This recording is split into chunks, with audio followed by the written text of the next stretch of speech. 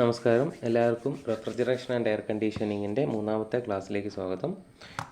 നമ്മൾ ഓൾറെഡി 2 ക്ലാസ്സുകൾ കംപ്ലീറ്റ് ചെയ്തിട്ടുണ്ട്.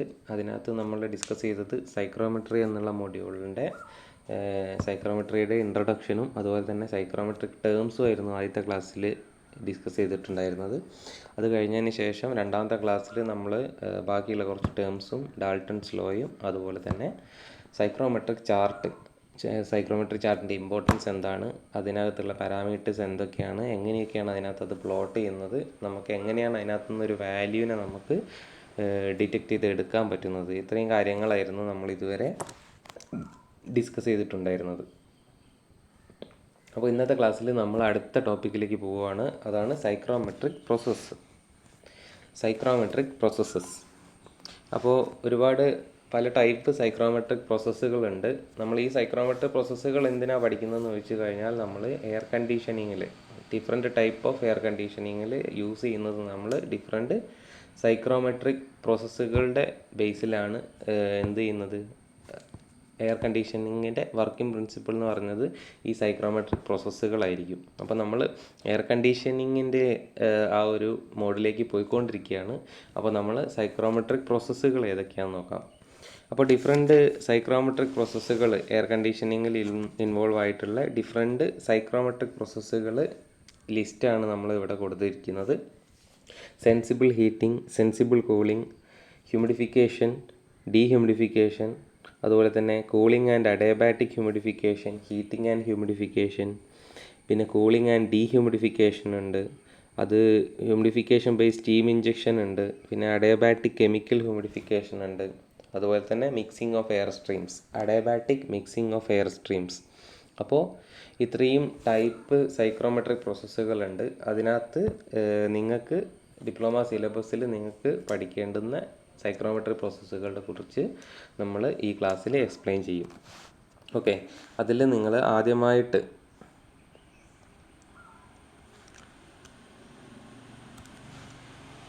ഫസ്റ്റ് നിങ്ങൾ പഠിക്കുന്ന സൈക്രോമെട്രിക് പ്രോസസ്സാണ് സെൻസിബിൾ ഹീറ്റിംഗ്. അപ്പോൾ എന്താണ് സെൻസിബിൾ ഹീറ്റിംഗ്? അപ്പോൾ ബൈ ഡെഫിനിഷൻ നമുക്കൊന്ന് നോക്കാം. സെൻസിബിൾ ഹീറ്റിംഗ് എന്ന് പറഞ്ഞാൽ A psychrometric process that involves the increase in temperature or air without changing its humidity ratio. Simply പറഞ്ഞാൽ ഇത്രയേ ഉള്ളൂ സെൻസിബിൾ ഹീറ്റിംഗ് എന്ന് പറഞ്ഞാൽ.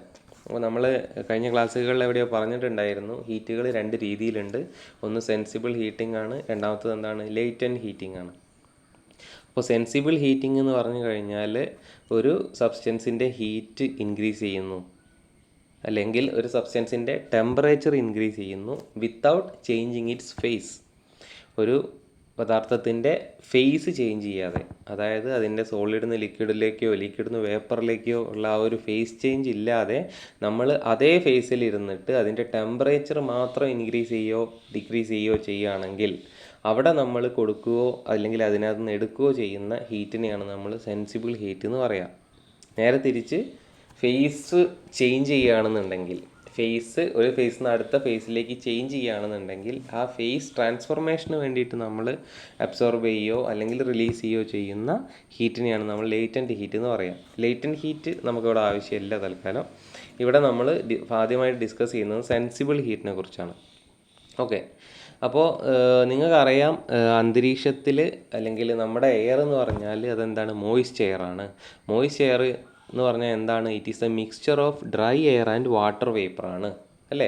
അപ്പോൾ ഡ്രൈ എയറിനെ നമുക്ക് അങ്ങോട്ട് മാറ്റി നിർത്തി കഴിഞ്ഞാൽ ആ വാട്ടർ വേപ്പർ എങ്ങനെയാണ് ഉണ്ടായിട്ടുള്ളത്?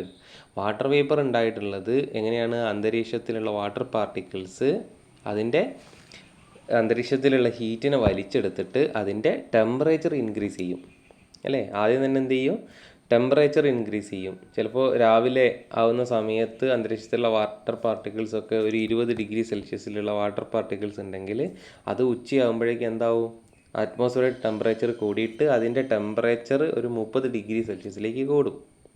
30°C ആ വാട്ടർ പാർട്ടിക്കിൾസിൻ്റെ ടെമ്പറേച്ചർ ഇൻക്രീസ് ചെയ്യും. കാരണം അന്തരീക്ഷത്തിലുള്ള എയറിനകത്തുള്ള ഹീറ്റ് നമ്മളെ ഈ വാട്ടർ പാർട്ടിക്കിൾസ് അബ്സോർബ് ചെയ്തിട്ടാണ് അതിൻ്റെ ടെമ്പറേച്ചർ കൂടി വരുന്നത്. അപ്പോൾ നമ്മൾ 20°C വാട്ടർ പാർട്ടിക്കിളാണ്, അതുപോലെ 30°C വാട്ടർ പാർട്ടിക്കിളാണ് എന്ന് വിചാരിക്കുകയാണെങ്കിൽ ആ 20°യിൽ നിന്ന് 30°യിലേക്ക് ടെമ്പറേച്ചർ ഇൻക്രീസ് ചെയ്യാൻ വേണ്ടിയിട്ട് ആ വാട്ടർ പാർട്ടിക്കിൾ അബ്സോർബ് ചെയ്തെടുത്ത ഹീറ്റ്, ആ ഹീറ്റിനെ നമുക്ക് അവിടുത്തെ സെൻസിബിൾ ഹീറ്റ് എന്ന് പറയാം. അപ്പോൾ എന്തിനു വേണ്ടിയിട്ടാണ് ആ എയർ അല്ലെങ്കിൽ ആ ഒരു വാട്ടർ പാർട്ടിക്കിൾ അബ്സോർബ് ചെയ്തെടുത്ത ഹീറ്റാണ് അല്ലേ, അതിനകത്ത് ഫേസ് ചേഞ്ച് ചെയ്തിട്ടില്ല. അപ്പോൾ അതാണ് എന്ത് സെൻസിബിൾ ഹീറ്റ്. അപ്പോൾ അതിനകത്ത് സെൻസിബിൾ ഹീറ്റിനെ കുറിച്ച് മാത്രം നമ്മൾ പറയുമ്പോൾ അവിടെ പ്രത്യേകമായിട്ട് പറയേണ്ട എന്താണ്, അവിടെ ഇവാപ്പറേഷൻ നടക്കാൻ പാടില്ല. അതായത് വാട്ടർ പാർട്ടിക്കിൾസിൻ്റെ ഇവാപ്പറേഷന് ആ വലിച്ചെടുത്ത ഹീറ്റ് കാരണമാവാൻ പാടില്ല. ഇവാപ്പറേഷൻ്റെ തൊട്ട് മുമ്പ് വരെ അത് എത്രത്തോളം ഹീറ്റ് വലിച്ചെടുത്തു അതാണ് അത് അബ്സോർബ് ചെയ്തെടുത്ത മാക്സിമം സെൻസിബിൾ ഹീറ്റ് എന്ന് പറയുന്നത്. അപ്പോൾ നമ്മൾ അന്തരീക്ഷത്തിൽ മോയ്സ്ചർ കണ്ടൻറ്റ് അല്ലെങ്കിൽ ഹ്യൂമിഡിറ്റി ആയിട്ടുള്ള സംഭവങ്ങളൊക്കെ ഒഴിവാക്കി കഴിഞ്ഞാൽ അന്തരീക്ഷത്തിൽ ഇൻക്രീസ് ചെയ്യുന്ന ഹീറ്റിനെ നമുക്ക് എന്ത് വിളിക്കാം, സെൻസിബിൾ ഹീറ്റ് എന്ന് വിളിക്കാം. അതാണ് ഈ ഡെഫിനിഷനിൽ പറയുന്നത്, psychrometric process that involves the increase in the temperature of air without changing its humidity ratio. Humidity ratio കൂടുന്നത് എപ്പോഴാണ്, ഹ്യൂമിഡിറ്റി കൂടുമ്പോഴാണ് അല്ലേ. സ്പെസിഫിക് ഹ്യൂമിഡിറ്റി അല്ലെങ്കിൽ ഹ്യൂമിഡിറ്റി റേഷ്യോ കൂടുന്നത് എപ്പോഴാണ്, ഹ്യൂമിഡിറ്റി കൂടുമ്പോഴാണ്. ഹ്യൂമിഡിറ്റി കൂടുന്നത് എപ്പോഴാണ്, അന്തരീക്ഷത്തിലെ വേപ്പർ കണ്ടൻറ്റ് കൂടുമ്പോഴാണ്. അന്തരീക്ഷത്തിലെ വേപ്പർ കണ്ടൻറ്റ് കൂടുന്നത് എപ്പോഴാണ്, അത് റേറ്റ് ഓഫ് ഇവാപ്പറേഷൻ കൂടുമ്പോഴാണ്. റേറ്റ് ഓഫ് ഇവാപ്പറേഷൻ കൂടണമെങ്കിൽ അവിടെ ഫേസ് ചേഞ്ച് നടക്കണം അല്ലേ. ഫേസ് ചേഞ്ച് നടക്കുമ്പോഴേക്ക് ആ ഹീറ്റ് എന്താണ്, ലേറ്റൻറ്റ് ഹീറ്റാണ്. അതുകൊണ്ടാണ് നമ്മൾ പ്രത്യേകം എടുത്തു പറയുന്നത് without changing its humidity ratio. ഹ്യൂമിഡിറ്റിയിൽ മാറ്റമില്ലാതെ, അതായത് വേപ്പർ ഫോർമേഷൻ ഒന്നും നടക്കാതെ നമ്മൾ ഒരു എയറിനകത്തേക്ക് കൊടുക്കുന്ന ഹീറ്റിനെ നമ്മൾ വിളിക്കുന്ന പേരാണെന്ത്, സെൻസിബിൾ ഹീറ്റ് എന്ന് പറയുന്നത്.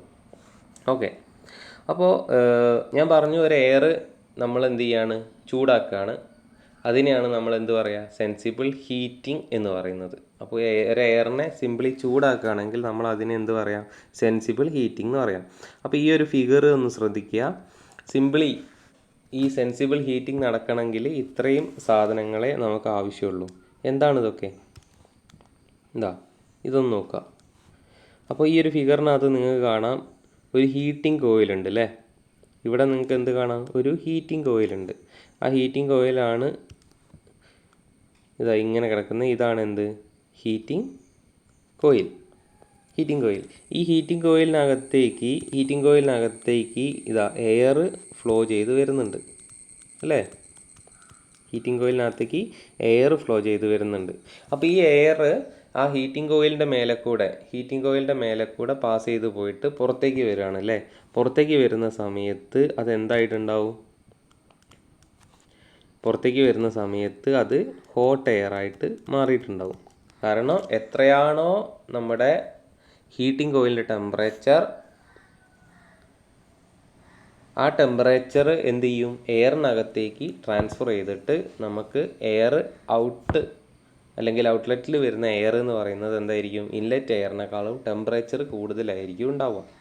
ഓക്കെ, അപ്പോൾ നമുക്ക് ഇവിടെ എന്താ ചെയ്തത്, നമുക്ക് ഇൻലെറ്റ് ടെമ്പറേച്ചറിനേക്കാളും ഔട്ട്ലെറ്റ് ടെമ്പറേച്ചർ കൂടിയതായിട്ട് കാണാം. അപ്പോൾ നമുക്ക് ഇൻലെറ്റ് ടെമ്പറേച്ചർ നമുക്ക് എന്തായിട്ട് എടുക്കാം, TD1. അതായത് നമ്മൾ ഇവിടെ മെഷർ ചെയ്യുന്ന ടെമ്പറേച്ചറൊക്കെ എന്താണ്, ഓർഡിനറി തെർമോമീറ്റർ വെച്ച് മെഷർ ചെയ്യുന്നതാണ്. അത് ഡ്രൈ ബൾബ് ടെമ്പറേച്ചറാണ്. അപ്പോൾ ഇൻലെറ്റിൽ ഉണ്ടാകുന്ന ഡ്രൈ ബൾബ് ടെമ്പറേച്ചറിനെ നമുക്ക് TD1 എന്ന് വിളിക്കാം. അതുപോലെ ഔട്ട്ലെറ്റിൽ ഉണ്ടാകുന്ന ടെമ്പറേച്ചറിനെ നമുക്ക് TD2 എന്ന് വിളിക്കാം.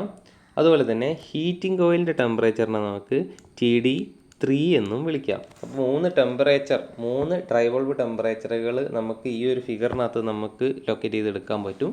ഏതൊക്കെയാണ്, ഇൻലെറ്റ് എയർ ടെമ്പറേച്ചർ TD1ഉം ഔട്ട്ലെറ്റ് എയർ ടെമ്പറേച്ചർ TD2ഉം അതുപോലെ തന്നെ ഹീറ്റിംഗ് കോയിൽ ടെമ്പറേച്ചർ TD3യും. അത് തമ്മിൽ മാറിപ്പോകാൻ പാടില്ല, അത് വളരെ ഇമ്പോർട്ടൻ്റ് ആണ്. നമുക്ക് പല അവസരങ്ങളിലും നമുക്കതിനെ ആവശ്യം വരുന്നുണ്ട്. ഓക്കെ, അപ്പോൾ സിമ്പിളി സെൻസിബിൾ ഹീറ്റിംഗ് എന്ന് പറഞ്ഞാൽ ചുമ്മാ എയറിനെ അങ്ങോട്ട് ഹീറ്റാക്കുക, അവിടെ എന്ത് നടക്കുന്നില്ല, ഇവാപ്പറേഷൻ ഒന്നും നടക്കാതെ, ഫേസ് ചേഞ്ച് ഒന്നും നടക്കാതെ എയറിൻ്റെ ടെമ്പറേച്ചർ ഒരു ലോ ടെമ്പറേച്ചറിൽ നിന്ന് ഒരു ഹൈ ടെമ്പറേച്ചറിലേക്ക് വെറുതെ ഇൻക്രീസ് ചെയ്യാൻ ഉപയോഗിക്കുന്ന ആ ഒരു ഹീറ്റിനെയാണ് നമ്മൾ എന്ത് പറയുന്നത്, സെൻസിബിൾ ഹീറ്റ് എന്ന് പറയുന്നത്. ആ പ്രോസസ്സിനെയാണ് നമ്മൾ എന്ത് പറയുന്നത്, സെൻസിബിൾ ഹീറ്റിംഗ് എന്ന് പറയുന്നത്. അങ്ങനെയാണെങ്കിൽ അടുത്ത പ്രശ്നം, ഈ സെൻസിബിൾ ഹീറ്റിംഗ് സൈക്രോമെട്രിക് ചാർട്ടിൽ എങ്ങനെ അടയാളപ്പെടുത്താം എന്നുള്ളതാണ്. എങ്ങനെയാണ് സെൻസിബിൾ ഹീറ്റ് സൈക്രോമെട്രിക് ചാർട്ടിൽ അടയാളപ്പെടുത്തുന്നത് നോക്കുക. അപ്പോൾ ഇതാണ് നമ്മുടെ സൈക്രോമെട്രിക് ചാർട്ട്. അപ്പോൾ ഇതിനകത്ത് 3 പോയിൻ്റുകൾ കാണാം നിങ്ങൾക്ക്. അപ്പോൾ നമുക്ക് ആദ്യത്തെ പോയിൻ്റ് 1, ഇതാണ് ഇൻലെറ്റ് ടെമ്പറേച്ചർ ഓഫ് എയർ. ഈ പോയിൻ്റ് 1 ആണ് ഇൻലെറ്റ് ടെമ്പറേച്ചർ ഓഫ് എയർ എന്ന് പറയുന്നത്.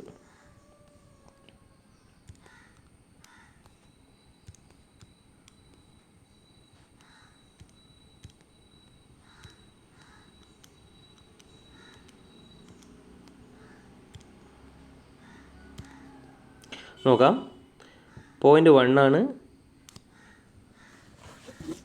പോയിൻ്റ് 1 അത് ഇൻലെറ്റ് കണ്ടീഷനാണ്, എയറിൻ്റെ ഇൻലെറ്റ് കണ്ടീഷനാണ്.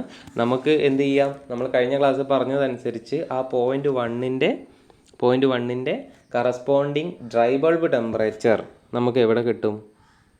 നേരെ നമ്മൾ താഴേക്ക് ആബ്സിസയിലേക്ക് മുട്ടിച്ച് കഴിഞ്ഞാൽ നമുക്ക് നേരെ താഴെ അവിടെ കിട്ടും പോയിൻ്റ് 1ൻ്റെ corresponding dry bulb temperature TD1 അല്ലേ. ഇനി നമുക്ക് മനസ്സിലായി ആ TD1 ഇപ്പോൾ എക്സാമ്പിൾ അതൊരു 15 ഡിഗ്രി സെൽഷ്യസ് ആണെന്ന് വിചാരിക്കുക, ഇൻലെറ്റ് എയറിൻ്റെ ടെമ്പറേച്ചർ. അത് ആ ഒരു ഹീറ്റിംഗ് കോയിലിൽ കൂടെ കയറിയ സമയത്ത് അതൊരു 30 ഡിഗ്രി സെൽഷ്യസിലേക്ക് കൂടി. അപ്പോൾ നിങ്ങൾക്കറിയാം ഡ്രൈ ബൾബ് ടെമ്പറേച്ചർ ലെഫ്റ്റിൽ നിന്ന് റൈറ്റിലേക്ക് ഇൻക്രീസ് ചെയ്ത് വരുന്നതാണ്. അപ്പോൾ TD1 15 ആണെങ്കിൽ ഇപ്പോൾ TD2 ഏകദേശം 30 ഡിഗ്രി സെൽഷ്യസ് അല്ലേ. 30 ഡിഗ്രി സെൽഷ്യസ് എന്ന് പറഞ്ഞാൽ TD2 TD1ൻ്റെ റൈറ്റ് സൈഡിലായിരിക്കും സൈക്രോമെട്രിക് ചാർട്ടിൽ ഉണ്ടാവുക. അപ്പം നമുക്ക് പോയിൻ്റ് 2 സൈക്രോമെട്രിക് ചാർട്ടിൽ കിട്ടും അല്ലേ. പോയിൻ്റ് 2 നിങ്ങൾക്ക് കാണാൻ പറ്റും. അപ്പോൾ എന്താ സംഭവിക്കുന്നതെന്ന് വെച്ച് കഴിഞ്ഞാൽ പോയിൻ്റ് 1ൽ നിന്ന് പോയിൻ്റ് 2ലേക്കുള്ള ആ ഒരു ലൈന് നിങ്ങൾ നോക്കുക. അതെന്താണ്? ഹൊറിസോണ്ടൽ ആയിട്ടുള്ള ഒരു സ്ട്രെയിറ്റ് ലൈൻ ആണ് അല്ലേ. Horizontal straight line moving from left to the right ആണെന്നുണ്ടെങ്കിൽ, ഇടതുഭാഗത്തു നിന്ന് വലതുഭാഗത്തേക്ക് ഹൊറിസോണ്ടലായിട്ട് നമ്മളൊരു ലൈന് വരയ്ക്കുകയാണ് സൈക്രോമെട്രിക് ചാർട്ടിനുള്ളിൽ എന്നുണ്ടെങ്കിൽ ആ ലൈന് സൂചിപ്പിക്കുന്നത് ആ പ്രോസസ്സ് അത് സെൻസിബിൾ ഹീറ്റിംഗ് ആണ് എന്നാണ്. ഓക്കെ, സെൻസിബിൾ ഹീറ്റിംഗ് ആണ് എന്നാണ്. അപ്പോൾ അടുത്ത ഒരു ടെമ്പറേച്ചറും കൂടി നിങ്ങൾക്ക് ഇവിടെ കാണാം. അതെന്താണ്? 3 എന്ന് പറയുന്നത് എന്താ? നമ്മുടെ ഹീറ്റിംഗ് കോയിലിൻ്റെ ടെമ്പറേച്ചറാണ്. അപ്പോൾ TD3 എന്ന് പറഞ്ഞാൽ എന്താ? ഹീറ്റിംഗ് കോയിലിനകത്തുള്ള അവിടുത്തെ ഡ്രൈ ബൾബ് ടെമ്പറേച്ചറാണ്. അപ്പോൾ ഹീറ്റിംഗ് കോയിലിൻ്റെ ടെമ്പറേച്ചർ 3ലേക്കും കൂടെ അത് എക്സ്റ്റെൻഡ് ചെയ്തിട്ടുണ്ട്. പക്ഷേ പ്രോസസ്സ് എന്ത് മാത്രമേ ഉള്ളൂ? നമുക്ക് ആവശ്യമുള്ള പ്രോസസ്സ് എന്ന് പറയുന്നത് പ്രോസസ്സ് 1 to 2 ആണ് പ്രോസസ്സ് എന്ന് പറയുന്നത്, inlet temperature to outlet temperature. അപ്പോൾ നമുക്ക് 3 എന്നുള്ളൊരു പോയിൻ്റ് ഇതിൻ്റെയും 2ൻ്റെയും റൈറ്റ് സൈഡിൽ അവിടെ കൊടുത്തു കഴിഞ്ഞാൽ എന്താ മനസ്സിലാക്കേണ്ടത്? ഹീറ്റിംഗ് കോയിലിൻ്റെ ടെമ്പറേച്ചർ എന്ന് പറയുന്നത് നമ്മൾ എയറിൻ്റെ ഔട്ട്ലെറ്റ് ടെമ്പറേച്ചറിനേക്കാളും കൂടുതലായിരിക്കും എന്നാണ്. എന്ന് പറഞ്ഞു കഴിഞ്ഞാൽ നിങ്ങൾക്ക് ഈ ഫിഗറിൽ നിന്ന് മനസ്സിലാക്കാൻ പറ്റും TD3 ഈസ് ഗ്രേറ്റർ ദാൻ എന്താണ്? TD2 ആണ്. അത് ഏതിൻ്റെ കേസിലാണ്? ഹീറ്റിംഗ് കോയിലിൻ്റെ കേസിലാണ്. ഫോർ എക്സാമ്പിൾ ഇപ്പോൾ ഒരു 15 ഡിഗ്രി സെൽഷ്യസ് ഉള്ള എയർ ആണ് നമ്മൾ ഇൻലെറ്റിൽ കയറ്റി വിടുന്നത്. ഹീറ്റിംഗ് കോയിലിന് ഒരു 70 ഡിഗ്രി സെൽഷ്യസ് ഉണ്ടെന്ന് വിചാരിക്കുക. 70 ഡിഗ്രി സെൽഷ്യസ് ഉണ്ടെന്ന് വിചാരിക്കുക. പക്ഷേ നമ്മുടെ അതിൻ്റെ മേലെ കൂടെ പാസ് ചെയ്ത് പുറത്തേക്ക് വരുന്ന എയറിന് എപ്പോഴും എത്രയേ ഉണ്ടാവുള്ളൂ? 70-ൽ താഴെ ഒരു 40-50 ഡിഗ്രി സെൽഷ്യസ് വരെ അത് ചൂടാവുള്ളൂ. കാരണം അത് എന്ത് ചെയ്യാണ്? ഫ്ലോ ചെയ്ത് പുറത്തേക്ക് വരികയാണ്. അങ്ങനെ കുറവ് വരാനുള്ള കാരണം എന്ന് പറഞ്ഞാൽ ഇത് അതുമായിട്ട് കോണ്ടാക്റ്റിൽ വരാതെയൊക്കെ കുറേ എയർ എന്ത് ചെയ്യുന്നുണ്ട്? ബൈപ്പാസ് ചെയ്തിട്ടൊക്കെ സൈഡിൽ കൂടെയൊക്കെ എസ്കേപ്പ് ചെയ്തിട്ട് പോകുന്നുണ്ടാവും. പോകുന്ന എല്ലാ എയറും ഈ കോയിലുമായിട്ട് ഡയറക്റ്റ് കോണ്ടാക്ട് ചെയ്തോളണം നിർബന്ധമല്ല. കുറച്ച് എയറൊക്കെ എങ്ങനെ പോവാം? കുറച്ച് എയറൊക്കെ അവിടെ തട്ടാതെ മുട്ടാതെയൊക്കെ രക്ഷപ്പെട്ടിട്ട് ഔട്ട്ലെറ്റിലേക്ക് പോവാം. അപ്പോൾ ആ എയറിനൊന്നും ഹീറ്റിംഗ് കോയിലിനകത്തു നിന്ന് കിട്ടേണ്ട ആ ഒരു ഹീറ്റ് അബ്സോർബ് ചെയ്യാൻ പറ്റില്ല. അപ്പോൾ അങ്ങനെ വരുന്ന സമയത്ത് നമ്മുടെ ഔട്ട്ലെറ്റ് ടെമ്പറേച്ചർ TD2 എപ്പോഴും കോയിൽ ടെമ്പറേച്ചർ TD3നേക്കാളും കുറവായിരിക്കും നമ്മുടെ സെൻസിബിൾ ഹീറ്റിങ്ങിൻ്റെ കേസിൽ. ഓക്കെ, അപ്പോൾ നമുക്ക് പറയാനുള്ളത് ഇത്രയേ ഉള്ളൂ. സൈക്രോമെട്രിക് ചാർട്ടിൽ പോയിൻ്റ് 1 എയറിൻ്റെ ഇൻലെറ്റ് കണ്ടീഷനും പോയിൻ്റ് 2 എയറിൻ്റെ ഔട്ട്ലെറ്റ് കണ്ടീഷനും ആണെങ്കിൽ സെൻസിബിൾ ഹീറ്റിംഗ് ആണ് പ്രോസസ്സ് എന്നുണ്ടെങ്കിൽ അവിടെയുള്ള ലൈൻ എങ്ങനെയായിരിക്കും? 1 to 2 എന്നുള്ള പ്രോസസ്സ് 1 to 2 എന്ന് പറയുന്നത് അതൊരു ഹൊറിസോണ്ടൽ സ്ട്രെയിറ്റ് ലൈൻ ആയിരിക്കും. അത് ലെഫ്റ്റിൽ നിന്ന് റൈറ്റിലേക്കായിരിക്കും നമ്മൾ ഇൻഡിക്കേറ്റ് ചെയ്യുന്നത്. ഓക്കെ, അതിൻ്റെ ഡയറക്ഷൻ എന്ന് പറഞ്ഞാൽ ലെഫ്റ്റ് സൈഡിൽ നിന്ന് റൈറ്റ് സൈഡിലേക്കായിരിക്കും. അപ്പോൾ പിന്നെ നമുക്ക് ഇപ്പോൾ പോയിൻ്റ് 1-ന് TD1 കിട്ടിക്കഴിഞ്ഞ് അതുപോലെ തന്നെ നമുക്ക് കറസ്പോണ്ടിങ് ആയിട്ട് 5 അല്ലേ റിലേറ്റീവ് ഹ്യൂമിഡിറ്റി ലൈനിൽ നിന്ന് കിട്ടും 5.1. അതുപോലെ തന്നെ 2-ന് കറസ്പോണ്ടിങ് ആയിട്ട് 5.2 നമുക്ക് കിട്ടും. 1-ന് കറസ്പോണ്ടിങ് ആയിട്ട് H1 നമുക്ക് എൻതാൽപ്പി ലൈനിൽ കിട്ടും. 2-ന് കറസ്പോണ്ടിങ് ആയിട്ട് H2 നമുക്ക് എൻതാൽപ്പി ലൈനിൽ കിട്ടും. അങ്ങനെ H1 H2 കിട്ടിക്കഴിഞ്ഞാൽ നിങ്ങൾക്ക് കണ്ടുപിടിക്കാനുണ്ടാവുക ഇതുപോലെ തന്നെ ഒരു പ്രോസസ്സ് തന്നിട്ട് നിങ്ങളോട് കാണാൻ പറയുന്നത് അവിടെ എത്ര ഹീറ്റാണ് ഉപയോഗിച്ചതെന്നാണ്. നമുക്ക് ഇവിടുന്ന് കണ്ടുപിടിക്കാൻ പറ്റുന്നത് എന്താണ്? ബാക്കിയുള്ള പാരാമീറ്റേഴ്സ് ഒക്കെ കണ്ടുപിടിക്കുക. അതുപോലെ തന്നെ ഡയറക്റ്റ് അല്ലാതെ കണ്ടുപിടിക്കാൻ പറ്റുന്നത് എത്ര ഹീറ്റാണ് ആ ഒരു ടെമ്പറേച്ചർ കൂടാൻ വേണ്ടിയിട്ട് അവിടെ ഉപയോഗിച്ചത്. അപ്പോൾ അവിടെ ഉപയോഗിച്ച ഹീറ്റ് എന്ന് പറഞ്ഞു കഴിഞ്ഞാൽ അതെത്രയാണ്? അത് അവിടെ ഉപയോഗിച്ച ടോട്ടൽ ഹീറ്റ് എന്ന് പറഞ്ഞാൽ അത് H2 - H1 ആണ്. അവിടെ ഉപയോഗിച്ച ഹീറ്റ് Q = എന്തായിരിക്കും? H2 - H1 ആണ്. അതായത് ഇനീഷ്യൽ എൻതാൽപ്പിയും ഫൈനൽ എൻതാൽപ്പിയും H1 H2 നമുക്ക് കിട്ടിക്കഴിഞ്ഞാൽ ഫൈനൽ എൻതാൽപ്പിയിൽ നിന്നും ഇനീഷ്യൽ എൻതാൽപ്പി മൈനസ് ചെയ്ത് കഴിഞ്ഞാൽ നമുക്ക് എന്ത് കിട്ടും? അവിടെ എത്ര ഹീറ്റാണ് ആ ടെമ്പറേച്ചറിൻ്റെ വർധനവിന് വേണ്ടിയിട്ട് അവിടെ കൊടുത്തിട്ടുള്ളത് എന്നുള്ള ആ ഹീറ്റിൻ്റെ വാല്യൂ നമുക്ക് കിട്ടും. പെർ കിലോഗ്രാമിലാണ് കിട്ടുക അല്ലേ? എന്താണ്? എത്ര കിലോ ജൂളാണോ അത് പെർ കിലോഗ്രാം. 1 കിലോഗ്രാം എയറാണ് നമ്മൾ കടത്തി വിടുന്നതെന്ന് അസ്യൂം ചെയ്യുകയാണെന്നുണ്ടെങ്കിൽ നമുക്ക് കിട്ടുന്ന ഹീറ്റ് എന്ന് പറയുന്നത് അതിൻ്റെ എൻതാൽപ്പിക്ക് ഈക്വൽ ആയിരിക്കും എന്നാണ് പറയുന്നത്. ഓക്കെ, അപ്പോൾ ഇത്രയും കാര്യങ്ങളാണ് സെൻസിബിൾ ഹീറ്റിങ്ങുമായിട്ട് ബന്ധപ്പെട്ടിട്ട് മനസ്സിലാക്കാനുള്ളത്. അപ്പോൾ അതിനകത്ത് നിങ്ങൾക്ക് ഇവിടെ കാണാം heat added is equal to എന്താണ്? Heat added is equal to Q = H2 - H1. നിങ്ങൾ ഇത്രയും കാര്യം അറിഞ്ഞാൽ മതി. അപ്പോൾ നിങ്ങൾക്ക് സൈക്രോമെട്രിക് ചാർട്ടിൽ നിന്ന് ലൊക്കേറ്റ് ചെയ്തെടുക്കേണ്ട രീതിയിലുള്ള പ്രോബ്ലംസ് ആണ് നിങ്ങൾക്ക് വരിക. ഓക്കെ, അടുത്തതായിട്ട് സെൻസിബിൾ കൂളിംഗ്. അടുത്ത പ്രോസസ്സാണ് എന്ത്? Sensible cooling. അപ്പോൾ എന്തായിരിക്കും സെൻസിബിൾ കൂളിംഗ്? അപ്പോൾ നേരത്തെ നമ്മൾ കണ്ടതിൻ്റെ നേരെ ഓപ്പോസിറ്റ് അല്ലേ? അതായത് നേരത്തെ സെൻസിബിൾ ഹീറ്റിംഗ് എന്ന് പറയുന്നത് ഒരു ഹീറ്റിംഗ് കോയിൽ വെച്ചിട്ട് ഒരു എയറിനെ ചൂടാക്കിയിട്ട് പുറത്തേക്ക് വിട്ടു. ഇൻലെറ്റിൽ തണുത്ത എയർ ആയിരുന്നു, ഔട്ട്ലെറ്റ് എത്തിപ്പിക്ക് എന്തായി? ചൂടുള്ള എയറായി. ആ ചൂട് എവിടെ നിന്ന് കിട്ടി? ഹീറ്റിംഗ് കോയിലിനകത്തുനിന്ന് എയറിലേക്ക് ട്രാൻസ്ഫർ ചെയ്ത ഹീറ്റായിരുന്നു ആ ചൂട് അല്ലെങ്കിൽ ടെമ്പറേച്ചറിനെ വർദ്ധിപ്പിച്ചത്. അപ്പോൾ അടുത്തതായിട്ട് സെൻസിബിൾ കൂളിംഗ് ആണ്. അപ്പോൾ എന്താണ് സെൻസിബിൾ കൂളിംഗ്? അതും ഒരു സൈക്രോമെട്രിക് പ്രോസസ്സാണ്. That involves the decrease in the temperature of air without changing its humidity ratio. അല്ലെങ്കിൽ കൂളിംഗ് പ്രോസസ്സാണ് without any change in it specific humidity is known as sensible cooling. അപ്പോൾ നമ്മൾ സെൻസിബിൾ ഹീറ്റിംഗ് എന്താണോ പറഞ്ഞത് അതുപോലെ തന്നെ ഒരു പദാർത്ഥത്തിൻ്റെ അല്ലെങ്കിൽ എയറിൻ്റെ ഫേസ് ചേഞ്ച് ചെയ്യാതെ അതിനെ നമ്മൾ തണുപ്പിക്കുകയാണെങ്കിൽ ആ പ്രോസസ്സിനെ നമ്മൾ വിളിക്കുന്ന പേരാണെന്ത്? Sensible cooling. ആ പ്രോസസ്സിനെ നമ്മൾ വിളിക്കുന്ന പേരാണെന്ത്? Sensible cooling. അപ്പം നമ്മൾ നേരത്തെ ഫിഗറിനകത്തു നിന്ന് എന്ത് മാറ്റമാണ് ഇപ്പോഴേക്ക് വരിക? നേരത്തെ ഫിഗർ ഇതുപോലെ തന്നെ ഒരു ഹീറ്റിംഗ് കോയിലാണ് വെച്ചതെങ്കിൽ നമുക്കിവിടെ കാണാം എന്താണ്? ഒരു കൂളിംഗ് കോയിലാണ് നമ്മൾ വെക്കുന്നത്. നേരത്തെ പോലെ തന്നെ എന്ത് ചെയ്യുന്നുണ്ട്? എയർ അകത്തേക്ക് കയറുന്നുണ്ട്, ഇവിടെ എയർ പുറത്തേക്ക് വരുന്നുണ്ട്. എയർ അകത്തേക്ക് കയറുന്നതിൻ്റെ ടെമ്പറേച്ചർ നിങ്ങൾക്ക് നോക്കിയാൽ കാണാം അത് TD1 ആണ്. എയർ പുറത്തേക്ക് വരുന്നതിൻ്റെ ടെമ്പറേച്ചർ നോക്കിയാൽ കാണാം അത് TD2 ആണ്. അതുപോലെ തന്നെ കൂളിംഗ് കോയിലിൻ്റെ ടെമ്പറേച്ചർ നോക്കിയാൽ കാണാം TD3 ആണ്. അപ്പോൾ എന്തേ മാറ്റം വന്നിട്ടുള്ളൂ? ആകെപ്പാടെ ഹീറ്റിംഗ് കോയിൽ കൂളിംഗ് കോയിലായി എന്നുള്ളൊരു മാറ്റം മാത്രമാണ് സെൻസിബിൾ ഹീറ്റിംഗിൽ നിന്ന് സെൻസിബിൾ കൂളിങ്ങിലേക്ക് മാറിയപ്പോൾ നമുക്കിവിടെ കാണാൻ പറ്റുന്നത് അല്ലേ? പക്ഷേ ഇതിനകത്ത് ശ്രദ്ധിക്കേണ്ട ഒരു കാര്യം മാത്രമേ ഉള്ളൂ. നമുക്ക് എന്താണ്? കൂളിംഗ് കോയിൽ ആയതുകൊണ്ട് നമ്മൾ ഉദ്ദേശം എന്ന് പറയുന്നത് നേരത്തെ നമ്മൾ ഹീറ്റ് ചെയ്ത സമയത്ത് ഞാൻ പറഞ്ഞു ഒരു 15 ഡിഗ്രി സെൽഷ്യസ് ഇൻലെറ്റ് എന്ത് ചെയ്തു, നമ്മളെ കോയിലിനകത്ത് ഇപ്പോൾ ഒരു 60 ഡിഗ്രി സെൽഷ്യസ് ഉണ്ടെന്ന് വിചാരിക്കുക. നമ്മൾ പുറത്തേക്ക് വരുന്ന സമയത്ത് അതൊരു 40 ഡിഗ്രി സെൽഷ്യസ് ആയിട്ട് മാറി. ഇതായിരുന്നു നമ്മൾ സെൻസിബിൾ ഹീറ്റിങ്ങിനകത്ത് സംഭവിച്ചത് അല്ലേ.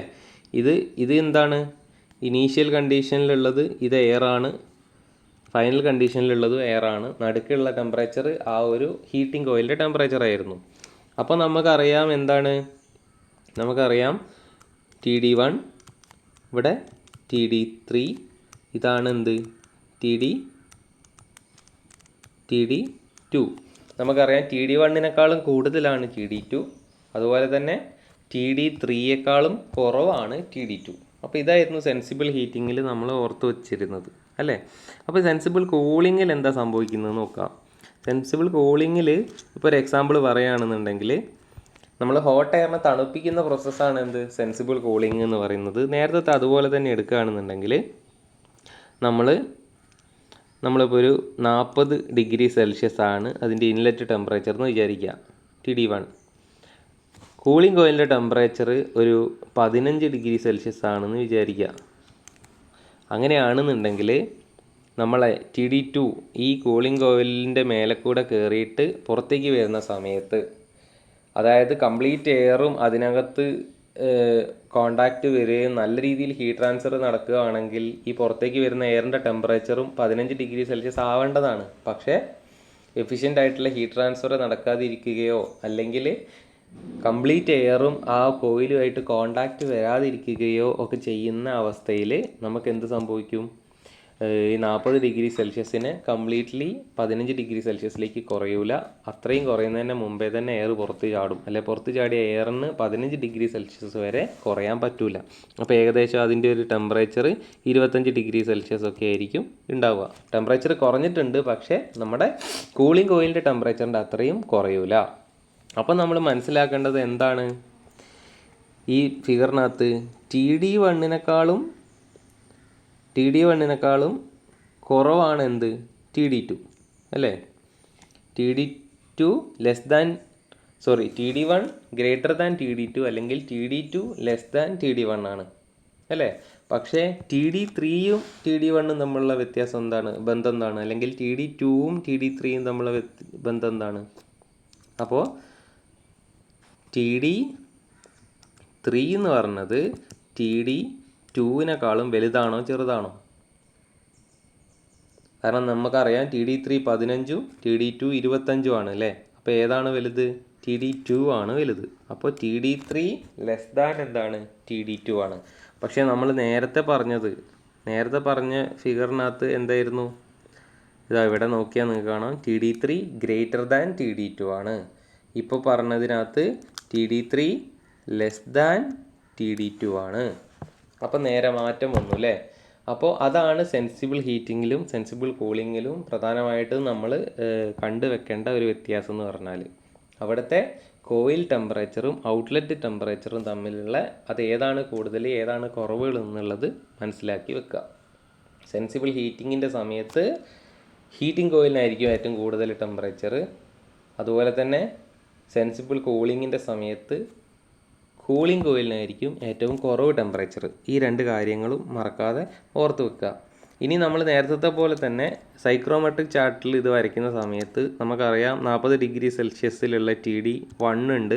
അപ്പോൾ TD1 40 ഡിഗ്രി സെൽഷ്യസ് ആണെങ്കിൽ നമുക്ക് 40 ഡിഗ്രി സെൽഷ്യസിലുള്ള പോയിൻറ്റ് 1 കിട്ടും.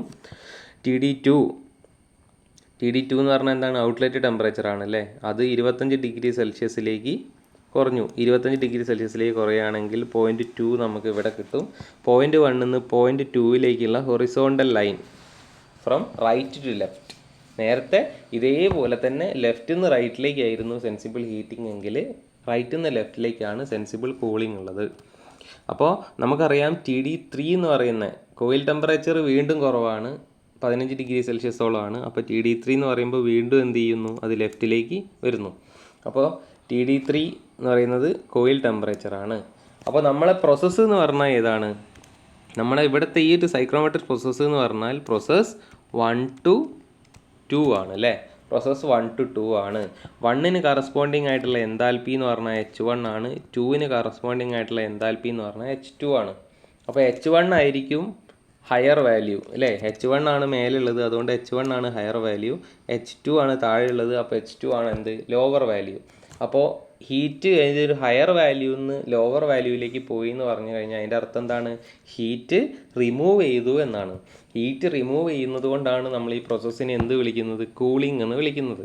ആ കൂളിങ്ങിൻ്റെ സമയത്ത് അവിടെ ഫേസിൽ ചേഞ്ച് ഒന്നും വരാത്തത് കൊണ്ടാണ് നമ്മൾ അതിനെ സെൻസിബിൾ കൂളിംഗ് എന്ന് വിളിക്കുന്നത്.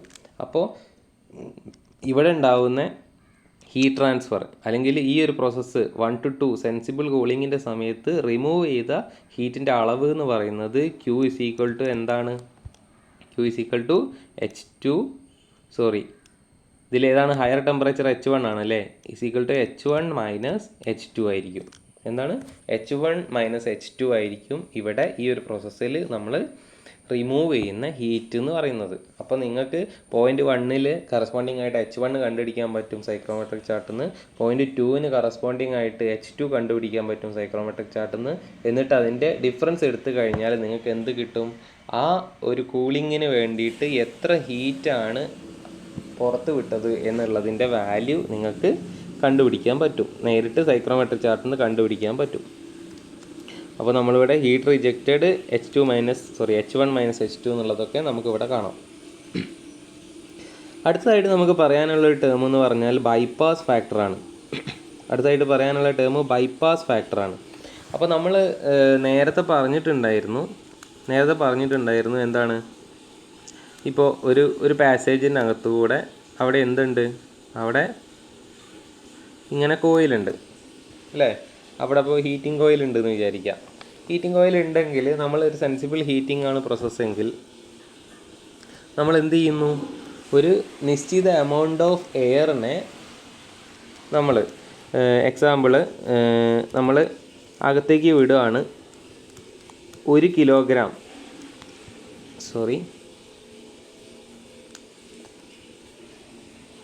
കിലോഗ്രാം എയർ നമ്മൾ ഇതിനകത്തേക്ക് പാസ് ചെയ്യുകയാണെന്ന് വിചാരിക്കുക. അപ്പോൾ ആ 1 കിലോഗ്രാം എയർ കംപ്ലീറ്റ്ലി ഈ ഒരു ഹീറ്റിംഗ് കോയിലുമായിട്ട് കോണ്ടാക്റ്റിൽ വരേണ്ടതായിരുന്നു അല്ലേ? ഹീറ്റിംഗ് കോയിൽ അല്ലെങ്കിൽ കൂളിംഗ് കോയിലാവാം, രണ്ടും ആവാം. സെൻസിബിൾ ഹീറ്റിങ്ങിൻ്റെ കേസിലും സെൻസിബിൾ കൂളിങ്ങിൻ്റെ കേസിലും ഉള്ളൊരവസ്ഥയാണ്. അപ്പോൾ നമ്മൾ പറഞ്ഞു ഈ ഒരു ഇൻലെറ്റ് ടെമ്പറേച്ചർ എന്ന് പറഞ്ഞാൽ എന്താണ്? TD1 ആണ്. അതുപോലെ തന്നെ ഈ കോയിൽ ടെമ്പറേച്ചർ എന്ന് പറഞ്ഞാൽ എന്താണ്? TD3 ആണ്. നമുക്കിനി പുറത്തേക്ക് വരുന്ന എയർ അല്ലേ, ഔട്ട്ലെറ്റ് എയറിൻ്റെ ടെമ്പറേച്ചർ എന്ന് പറഞ്ഞാൽ എത്രയാണ്? അത് TD2 ആണ്. ഇത് നമ്മൾ ഓൾറെഡി കണ്ടു കഴിഞ്ഞു. നമ്മളിപ്പോൾ 1 കിലോഗ്രാം എയറാണ് നമ്മൾ ഈ കോയിലിൻ്റെ മേലേക്ക് വിടുന്നത് എന്ന് വിചാരിക്കുക. അപ്പോൾ ഞാൻ നേരത്തെ പറഞ്ഞിട്ടുണ്ടായിരുന്നു ആ കംപ്ലീറ്റ് എയറിനും ഈ കോയിലുമായിട്ട് കോണ്ടാക്റ്റിൽ വരാൻ പറ്റില്ല. കാരണം ഇപ്പുറത്തൂടിയൊക്കെ ചെറിയ ചെറിയ ഗ്യാപ്പുകളിലൂടെ കുറച്ച് എയർ എന്ത് ചെയ്യും? അതിൽ കൂടെ എസ്കേപ്പ് ചെയ്തു പോകും. അതായത് ഇവിടെ ഒന്നും തൊടാതെ എന്ത് ചെയ്യും? കുറച്ച് എയർ ഈ സൈഡിൽ കൂടെയൊക്കെ മേലെ കൂടെയൊക്കെ കോയിലുമായിട്ട് കോണ്ടാക്റ്റ് ഇല്ലാതെ നേരെ ഔട്ട്ലെറ്റിലേക്ക് പോകും. അപ്പോൾ എന്താ സംഭവിക്കുന്നതെന്ന് വെച്ചാൽ ഒരു പോർഷൻ ഓഫ് എയർ കോയിലുമായിട്ട് കോണ്ടാക്റ്റ് ഇല്ലാതെ ഔട്ട്ലെറ്റ് എത്തുന്നു. ബാക്കി ഒരു പോർഷൻ ഓഫ് എയർ കോയിലുമായിട്ട് കോണ്ടാക്റ്റിൽ വരികയും അതിന് ഹീറ്റ് കൂടുകയോ കുറയുകയോ ചെയ്യും അല്ലേ? അതായത് ഹീറ്റിംഗ് കോയിലാണെങ്കിൽ അതിൻ്റെ ഹീറ്റ് കൂടും, കൂളിംഗ് കോയിലാണെങ്കിൽ അതിൻ്റെ ഹീറ്റ് കുറയും. അങ്ങനെ കൂടുകയോ കുറയുകയോ ചെയ്തിട്ട് ഔട്ട്ലെറ്റിലെത്തും. എന്നിട്ട് നമ്മൾ ഈ ബൈപ്പാസ് ചെയ്തു പോയ എയറുമായിട്ട് അവിടുന്ന് ഔട്ട്ലെറ്റിൽ വെച്ചിട്ട് വീണ്ടും അത് മിക്സ് ആവുകയും അവിടുന്ന് പുറത്തേക്ക് വരികയും ചെയ്യും. അപ്പോൾ അതുകൊണ്ടാണ് നമുക്ക് എന്ത് ചെയ്യുന്നത്? എഫക്റ്റീവായിട്ടുള്ള ഹീറ്റ് ട്രാൻസ്ഫർ നടക്കാത്തതും. ഹീറ്റിംഗ് കോയിലാണെങ്കിൽ TD3 ഹീറ്റിംഗ് കോയിലിൻ്റെ ടെമ്പറേച്ചറിൻ്റെ അത്രയും നമുക്ക് ഔട്ട്ലെറ്റ് ടെമ്പറേച്ചർ TD2 കിട്ടാത്തത്. കൂളിംഗ് കോയിലാണെങ്കിൽ കൂളിംഗ് കോയിൽ ടെമ്പറേച്ചറിൻ്റെ അത്രയും ലോ ടെമ്പറേച്ചർ ഔട്ട്ലെറ്റിൽ കിട്ടാത്തതിൻ്റെയൊക്കെ കാരണം ഈ ബൈപ്പാസ് ചെയ്ത് പോകുന്ന എയറാണ്. അപ്പോൾ നമ്മൾ ഈ ബൈപ്പാസ് ചെയ്ത് പോകുന്ന എയറിന് ഒരു എമൗണ്ട് വിചാരിക്കുകയാണ്. നമ്മൾ ആ ബൈപ്പാസ് ചെയ്ത് പോകുന്ന എയറിൻ്റെ എമൗണ്ട് ഒരു X കിലോഗ്രാം ആണെന്ന് വിചാരിക്കുക. ഓക്കെ, അതായത് 1 കിലോഗ്രാം എയർ വിടുന്നതിനകത്തൊരു ആ പോർഷൻ നമുക്ക് അൺനോൺ പോർഷനാണ്, അത് X കിലോഗ്രാം ആണെന്ന് വിചാരിക്കുക. ആ X കിലോഗ്രാം ബൈപ്പാസ് ചെയ്ത് പോവാണ്, കോയിലുമായിട്ട് ടച്ച് ഇല്ലാതെ പോവാണ്. അങ്ങനെയാണെങ്കിൽ കോയിലുമായിട്ട് കോണ്ടാക്റ്റിൽ വരുന്ന എയർ എത്രയായിരിക്കും? ബാക്കിയുള്ള എയറൊക്കെ എന്താണ്? കോയിലുമായിട്ട് കോണ്ടാക്റ്റ് വരുന്നുണ്ട് അല്ലേ? അപ്പോൾ 1 കിലോഗ്രാമിൽ എക്സ് കിലോഗ്രാം ബൈപ്പാസ് ചെയ്ത് പോയി കഴിഞ്ഞാൽ കോയിലായിട്ട് കോണ്ടാക്റ്റ് വരുന്നത് 1 - എക്സ് കിലോഗ്രാം ആയിരിക്കും എന്ത് ചെയ്യുക, കോയിലുമായിട്ട് ഡയറക്റ്റ് കോണ്ടാക്റ്റ് വരിക. ഓക്കെ, അപ്പോൾ ഈ എക്സ് എന്ന് പറയുന്ന ഈ ഒരു വാല്യൂ, ബൈപ്പാസ് ചെയ്ത് പോകുന്ന ആ ഒരു എയറിൻ്റെ അളവ്, ആ എക്സിനെയാണ് നമ്മൾ എന്ത് പറയുന്നത്, ബൈപ്പാസ് ഫാക്ടർ എന്ന് പറയുന്നത്. അതായത് ഈ പറഞ്ഞ ഈ ഒരു എക്സ് എന്ന് പറയുന്ന വാല്യൂ, ആ എക്സിനെ നമ്മൾ വിളിക്കുന്ന പേരാണ് എന്ത്, ബൈപ്പാസ് ഫാക്ടർ. Bypass factor. അപ്പോൾ നമുക്ക് അവിടുത്തെ എൻതാൽപ്പീനെ ബാലൻസ് ചെയ്തിട്ടുള്ള ഇക്വേഷൻ സോൾവ് ചെയ്തെടുത്ത് കഴിയുമ്പോൾ നമുക്ക് ബൈപ്പാസ് ഫാക്ടർ കണ്ടുപിടിക്കാനുള്ള ഒരു റിലേഷൻ നമുക്ക് ഉണ്ടാക്കാൻ പറ്റും. ആ ഡെറിവേഷൻ നിങ്ങൾക്ക് ആവശ്യമില്ല, പകരം ആ ഇക്വേഷൻ നിങ്ങൾ കൃത്യമായിട്ട് ഓർത്ത് വെക്കണം. പ്രോബ്ലം ചെയ്യുന്ന സമയത്ത് ഈ ഒരു ഇക്വേഷൻ നിങ്ങൾക്ക് ആവശ്യമായിട്ട് വരും. ഓക്കെ, അപ്പോൾ നിങ്ങൾക്ക് ഇവിടെ കാണാം ആ ഇക്വേഷൻ എന്താണെന്നുള്ളത്. എന്താണ്? Bypass factor is equal to TD3 minus TD2 divided by TD3 minus TD1. TD3 minus TD2 divided by TD3 minus TD1. അപ്പോൾ നിങ്ങൾക്ക് ഒരു കാര്യം മനസ്സിലാക്കണം, ഇത് എന്തിൻ്റെയാണ്? ബൈപ്പാസ് ഫാക്ടർ ഫോർ ഹീറ്റിംഗ് കോയിലാണ്. ഇനി നേരെ നോക്കിക്കഴിഞ്ഞാൽ bypass factor for cooling coil നിങ്ങൾക്ക് കാണാം. അതെന്താണ്? bypass factor is equal to TD2 minus TD3 divided by TD1 minus TD3. അപ്പോൾ നമുക്ക് ഇതിനകത്ത് പ്രധാനപ്പെട്ടൊരു മാറ്റം എന്ന് പറഞ്ഞു കഴിഞ്ഞാൽ എന്താണ്? നമുക്ക് ഇതിൻ്റെ ന്യൂമറേറ്ററിൽ നോക്കിയാൽ കാണാം, ഇവിടെ TD3 മൈനസ് TD2 ആണ്, ഇവിടെ എന്താണ്? TD2 മൈനസ് TD3 ആണ്, അല്ലേ? അപ്പോൾ അതെന്തുകൊണ്ടാണ്? എപ്പോഴും നമ്മൾ ആ ഒരു ഡിഫറൻസ് എന്ന് പറയുന്നത് ഹയർ വാല്യൂ നിന്ന് ലോവർ വാല്യൂ മൈനസ് ചെയ്താലേ നമുക്കൊരു പോസിറ്റീവ് ഡിഫറൻസ് കിട്ടുള്ളൂ, അല്ലേ? ഡിഫറൻസിൻ്റെ വാല്യൂ പോസിറ്റീവ് ആവണമെങ്കിൽ വലിയ സംഖ്യയിൽ നിന്ന് ചെറിയ സംഖ്യ കുറയ്ക്കണം. അപ്പോൾ വലിയ വാല്യൂ ആണ് നമ്മൾ ആദ്യം എഴുതുന്നത്. അപ്പോൾ നമ്മൾ എന്താണ്, ഈ ബൈപ്പാസ് ഫാക്ടർ ഇവിടെ കാണുന്ന സമയത്ത് ഇവിടെ TD3 ആണ് എന്ത്, വലിയ വാല്യൂ എന്ന് പറയുന്നത്. TD2 എന്ന് പറഞ്ഞാൽ എന്താണ്, ചെറിയ വാല്യൂ ആണ്. അപ്പോൾ നമുക്കറിയാം TD3 എന്ന് പറഞ്ഞാൽ എന്താണ്, നമ്മളെ കോയിലിൻ്റെ ടെമ്പറേച്ചറാണ്. കോയിലിൻ്റെ ടെമ്പറേച്ചർ ഔട്ട്ലെറ്റ് ടെമ്പറേച്ചറിനേക്കാളും കൂടുതലാവുന്നത് എപ്പോഴാണ്? അത് ഹീറ്റിംഗ് കണ്ടീഷനിലാണ്. അതുകൊണ്ടാണ് ഹീറ്റിംഗ് കോയിലിൻ്റെ ബൈപ്പാസ് ഫാക്ടറിൻ്റെ ഇക്വേഷൻ TD3 മൈനസ് TD2 എന്നുള്ള ടേമിൽ വരുന്നത്. അതുപോലെ തന്നെ നേരെ തിരിച്ച് TD2 മൈനസ് TD3 എന്ന് പറഞ്ഞാൽ നമുക്ക് മനസ്സിലാവും TD2 ആണ് TD3നേക്കാളും വലുത്, അല്ലേ? TD2 ആണ് എന്ത് ചെയ്യുന്നത്, വലുതുള്ളത്. അപ്പോൾ TD2ന് ഹയർ വാല്യൂ, അതായത് ഔട്ട്ലെറ്റ് ടെമ്പറേച്ചർ ആണ് കോയിൽ ടെമ്പറേച്ചറിനേക്കാളും കൂടുതൽ എന്ന് പറഞ്ഞു കഴിഞ്ഞാൽ അവിടെ അത് എന്ത് കോയിലായിരിക്കും? അത് കൂളിംഗ് കോയിലായിരിക്കും എന്ന് മനസ്സിലാക്കുക. അങ്ങനെയാണെങ്കിൽ കൂളിംഗ് കോയിലിൻ്റെ ഇക്വേഷൻ ആണ് TD2 minus TD3 divided by TD1 minus TD3. Okay, അപ്പോൾ നിങ്ങൾ ഇക്വേഷൻ മാറിപ്പോവാതെ ഈ രണ്ട് ഇക്വേഷനും പഠിച്ചു വെക്കണം. പഠിച്ചു വെക്കുന്ന സമയത്ത് അത് അങ്ങോട്ടാണോ ഇങ്ങോട്ടാണോ എന്നുള്ളത് മാറിപ്പോവാതിരിക്കാൻ വേണ്ടിയിട്ട് ഈ ഒരൊറ്റ കാര്യം ഓർത്താൽ മതി. ഹീറ്റിംഗ് ഓയിലിൻ്റെ കേസിൽ coil temperature is greater than outlet temperature. Cooling ഓയിലിൻ്റെ കേസിൽ coil temperature is less than outlet temperature.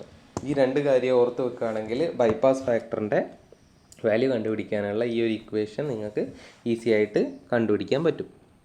Okay, അടുത്തൊരു ടേമാണ് സെൻസിബിൾ ഹീറ്റ് ഫാക്ടർ എന്ന് പറയുന്നത്. എന്താണ് സെൻസിബിൾ ഹീറ്റ് ഫാക്ടർ? അപ്പോൾ നമ്മൾ ഓൾറെഡി സെൻസിബിൾ ഹീറ്റ് എന്താണെന്ന് നമ്മൾ പഠിച്ചു, അല്ലേ? അതുപോലെ തന്നെ ഞാൻ നേരത്തെ പറഞ്ഞു എന്താണ് ലേറ്റൻറ്റ് ഹീറ്റ് എന്നുള്ളത്. അപ്പോൾ നമ്മളിപ്പോൾ ഒരു 20 ഡിഗ്രി എന്നുള്ള വെള്ളത്തുള്ളീനെ ചൂടാക്കിയിട്ട് ഇപ്പോൾ ഒരു 30 ഡിഗ്രി എത്തിക്കഴിഞ്ഞു എന്ന് വിചാരിക്കുക. 30 ഡിഗ്രി വരെ അത് വാട്ടറിൻ്റെ ഫോമിൽ തന്നെ നിൽക്കുകയാണ്. അപ്പോൾ 20 ഡിഗ്രി മുതൽ 30 ഡിഗ്രി വരെ ആ ഒരു വെള്ളം ചൂടാവാൻ എടുത്ത ആ ഒരു ഹീറ്റാണ് എന്ത്, സെൻസിബിൾ ഹീറ്റ് എന്ന് പറയുന്നത്. ഇനി നമ്മൾ വിചാരിക്കുക 30 ഡിഗ്രി കഴിഞ്ഞാൽ അതിൻ്റെ ടെമ്പറേച്ചർ ഇൻക്രീസ് ചെയ്യുന്നില്ല, പകരം എന്തായിപ്പോയി, അത് വേപ്പറൈസേഷൻ സ്റ്റാർട്ട് ചെയ്തു. അപ്പോഴും നമ്മൾ എന്ത് ചെയ്യുന്നുണ്ട്, ഹീറ്റ് നമ്മൾ അതിനകത്തേക്ക് കൊടുക്കുന്നുണ്ട്. അപ്പോൾ ആ കൊടുത്ത ഹീറ്റ് എന്തിനു വേണ്ടിയിട്ട് ഉപയോഗിച്ചു?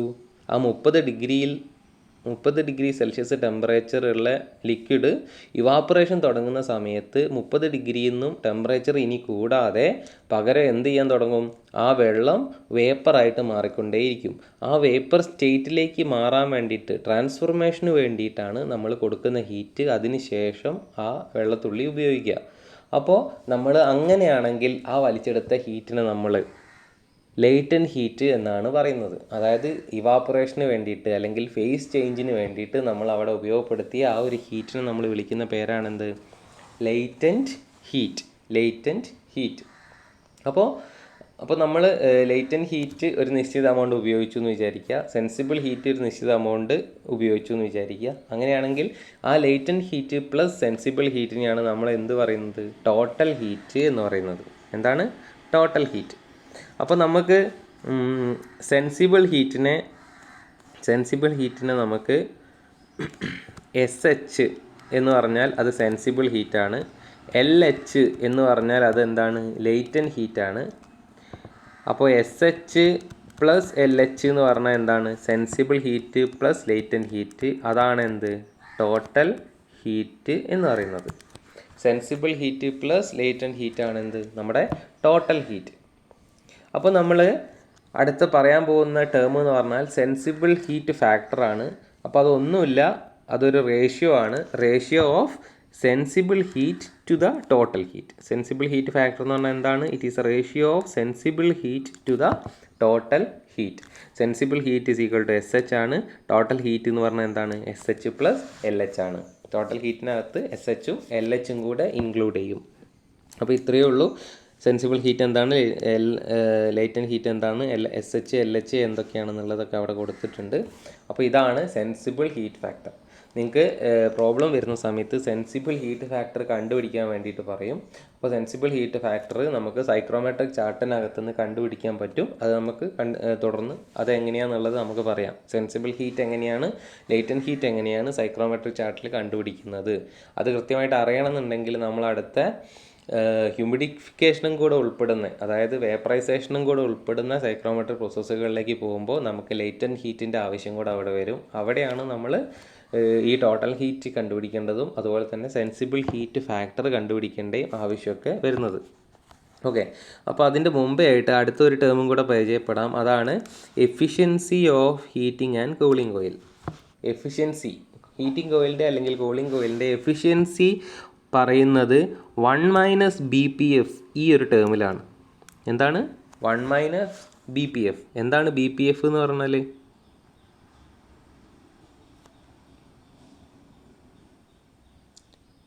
BPF എന്ന് പറഞ്ഞാൽ നമ്മുടെ ബൈപ്പാസ് ഫാക്ടറിൻ്റെ ഷോർട്ട് ഫോമാണ് അല്ലേ? നമ്മുടെ ബൈപ്പാസ് ഫാക്ടർ എന്നുള്ളതിൻ്റെ ഷോർട്ട് ഫോമാണ് BPF എന്ന് പറയുന്നത്. അപ്പോൾ 1 - BPF എന്ന് പറഞ്ഞാൽ കണ്ടുപിടിച്ച് കഴിഞ്ഞാൽ കിട്ടുന്ന സാധനമാണ് എന്ത്? നമ്മുടെ എഫിഷ്യൻസി ഓഫ് കൂളിംഗ് ഓയിൽ. അപ്പോൾ efficiency of cooling oil is equal to എന്താണ്? 1 - BPF ആണ്. അപ്പോൾ എഫിഷ്യൻസി BPF നമുക്കറിയാം, ബൈപ്പാസ് ഫാക്ടർ X നമുക്കറിയാം. എന്താണ്? കൂളിംഗ് ഓയിലിന് ഒരു ഇക്വേഷൻ നമ്മൾ കണ്ടുപിടിച്ചു. അതുപോലെ തന്നെ ഹീറ്റിംഗ് ഓയിലിന് നമ്മളൊരു ഇക്വേഷൻ കണ്ടുപിടിച്ചു. അപ്പോൾ നമ്മൾ 1 - BPF എന്ന് പറയുന്ന സമയത്ത് എഫിഷ്യൻസി ഓഫ് ഹീറ്റിംഗ് ഓയിലും എഫിഷ്യൻസി ഓഫ് കൂളിംഗ് ഓയിലും നമ്മൾ സെപ്പറേറ്റ്ലി കണ്ടുപിടിക്കണം. നിങ്ങളത് സെപ്പറേറ്റ്ലി എഴുതി പഠിക്കണം. അപ്പോൾ 1 - BPF ആകുന്ന സമയത്ത് ഫോർ ഹീറ്റിംഗ് ഓയിലിന് 1 - എന്ത് വരും? 1 - TD3 - TD2 divided by TD3 - TD1 എന്ന് വരും. ഇതിനെ സിംപ്ലിഫൈ ചെയ്ത് കഴിഞ്ഞാൽ നമുക്ക് എന്ത് വരും?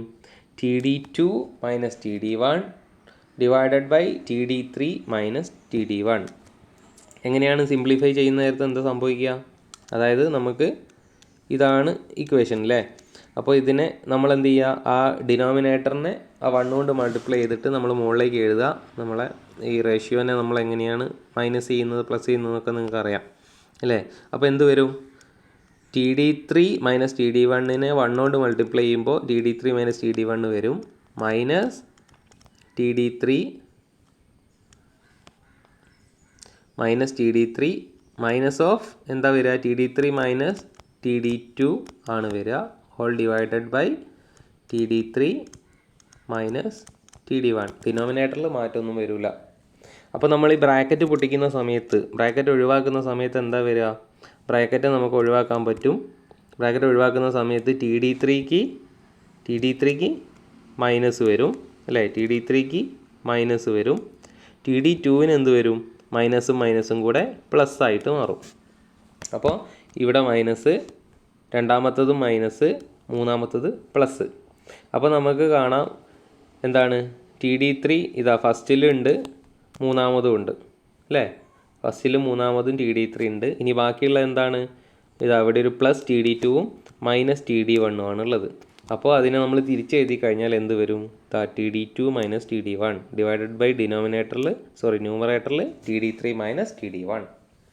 അപ്പോൾ ഇതാണ് എഫിഷ്യൻസി ഓഫ് ഹീറ്റിംഗ് ഓയിൽ. അതുപോലെ തന്നെ എഫിഷ്യൻസി ഓഫ് കൂളിംഗ് ഓയിൽ എന്ന് പറഞ്ഞാൽ അവിടുത്തെ 1 മൈനസ് ബി പി എഫ് ആണ്. 1 minus T D two minus T D three divided by T D one minus T D three ആണ്.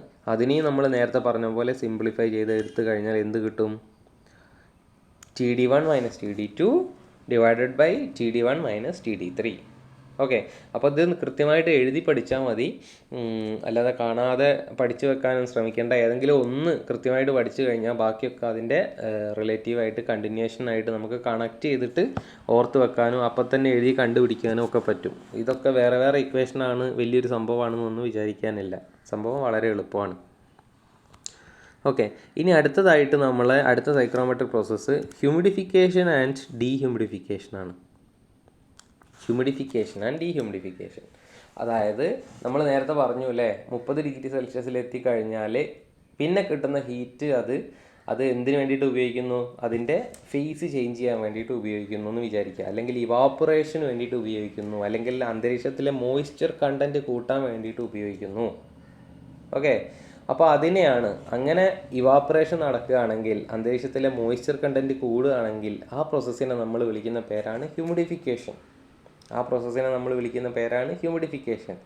നേരെ തിരിച്ച് ഞാൻ പറഞ്ഞിട്ടുണ്ടായിരുന്നു ലാസ്റ്റ് ക്ലാസ്സിൽ എവിടെയോ, നമ്മൾ രാത്രി കാലങ്ങളിൽ അന്തരീക്ഷത്തിലുള്ള പകല് എന്ത് ചെയ്യും? അന്തരീക്ഷത്തിലുള്ള ടെമ്പറേച്ചർ കൂടുതലായിരിക്കും. അറ്റ്മോസ്ഫിയറിക് ടെമ്പറേച്ചർ കൂടുതലാകുമ്പോൾ ഈ പറഞ്ഞ പോലെ അന്തരീക്ഷത്തിലുള്ള വാട്ടർ പാർട്ടിക്കിൾസൊക്കെ അതെന്ത് ചെയ്യും?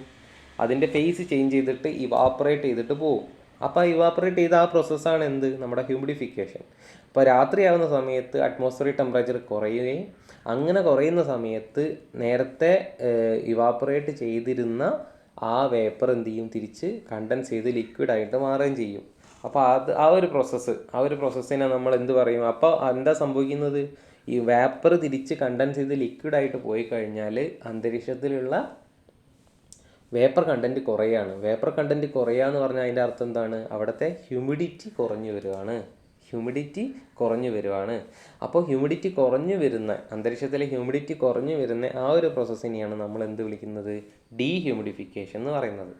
അപ്പോൾ ഇവാപ്പറേഷൻ നടന്നു കഴിഞ്ഞാൽ അവിടെ ഹ്യൂമിഡിഫിക്കേഷൻ നടന്നു പറയാം. കണ്ടൻസേഷൻ നടന്നു കഴിഞ്ഞാൽ അവിടെ ഡീഹ്യൂമിഡിഫിക്കേഷൻ നടന്നു എന്ന് പറയാം. അപ്പോൾ ഹ്യൂമിഡിഫിക്കേഷൻ എന്ന് പറഞ്ഞാൽ അന്തരീക്ഷത്തിലെ വേപ്പർ കണ്ടൻറ്റ് കൂടുന്ന പ്രോസസ്സാണ്. ഡീഹ്യൂമിഡിഫിക്കേഷൻ എന്ന് പറഞ്ഞാൽ അന്തരീക്ഷത്തിലെ വേപ്പർ കണ്ടൻറ്റ് കുറയുന്ന പ്രോസസ്സാണ്. ഹ്യൂമിഡിഫിക്കേഷൻ നടക്കുന്നത് ഇവാപ്പറേഷൻ റേറ്റ് കൂടുമ്പോഴാണ്.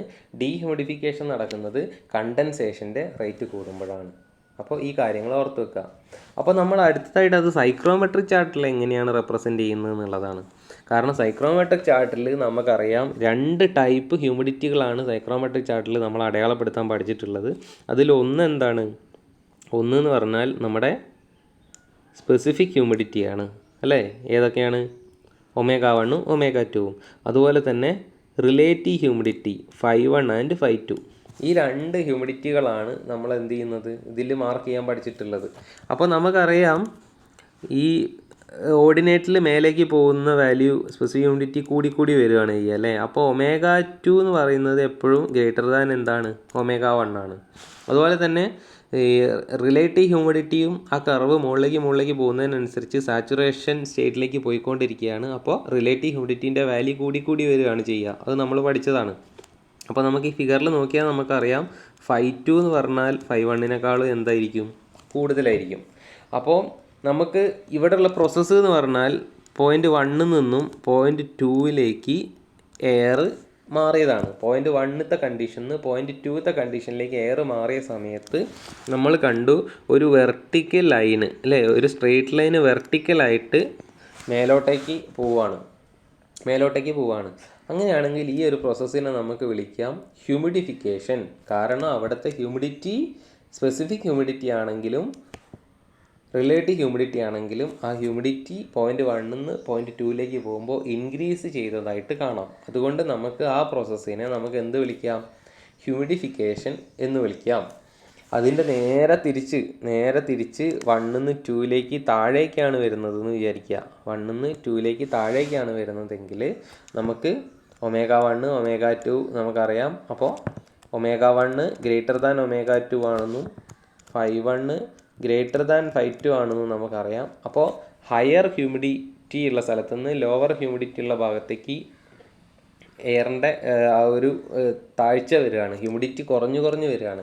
അങ്ങനെയാണെങ്കിൽ നമുക്ക് ഈ ഒരു പ്രോസസ്സിനെ നമുക്ക് എന്ത് വിളിക്കാം? ഡീഹ്യൂമിഡിഫിക്കേഷൻ എന്ന് വിളിക്കാം. അപ്പോൾ ഹ്യൂമിഡിഫിക്കേഷനും ഡീഹ്യൂമിഡിഫിക്കേഷനും അവിടെ എന്താണ്? ഓൺലി എയറിൽ ഹ്യൂമിഡിഫിക്കേഷൻ മാത്രമാണ് നടക്കുന്നതെങ്കിൽ, അല്ലെങ്കിൽ ഡീഹ്യൂമിഡിഫിക്കേഷൻ മാത്രമാണ് നടക്കുന്നതെങ്കിൽ നമ്മൾ റെപ്രസെൻ്റ് ചെയ്യുന്നത് വെർട്ടിക്കൽ ലൈൻസ് അല്ലേ, വെർട്ടിക്കൽ ലൈൻസ് വെച്ചിട്ടാണ്. അതിൻ്റെ ഡയറക്ഷൻ മുകളിലേക്കാണെന്നുണ്ടെങ്കിൽ ആ പ്രോസസ്സ് ഹ്യൂമിഡിഫിക്കേഷൻ ആയിരിക്കും.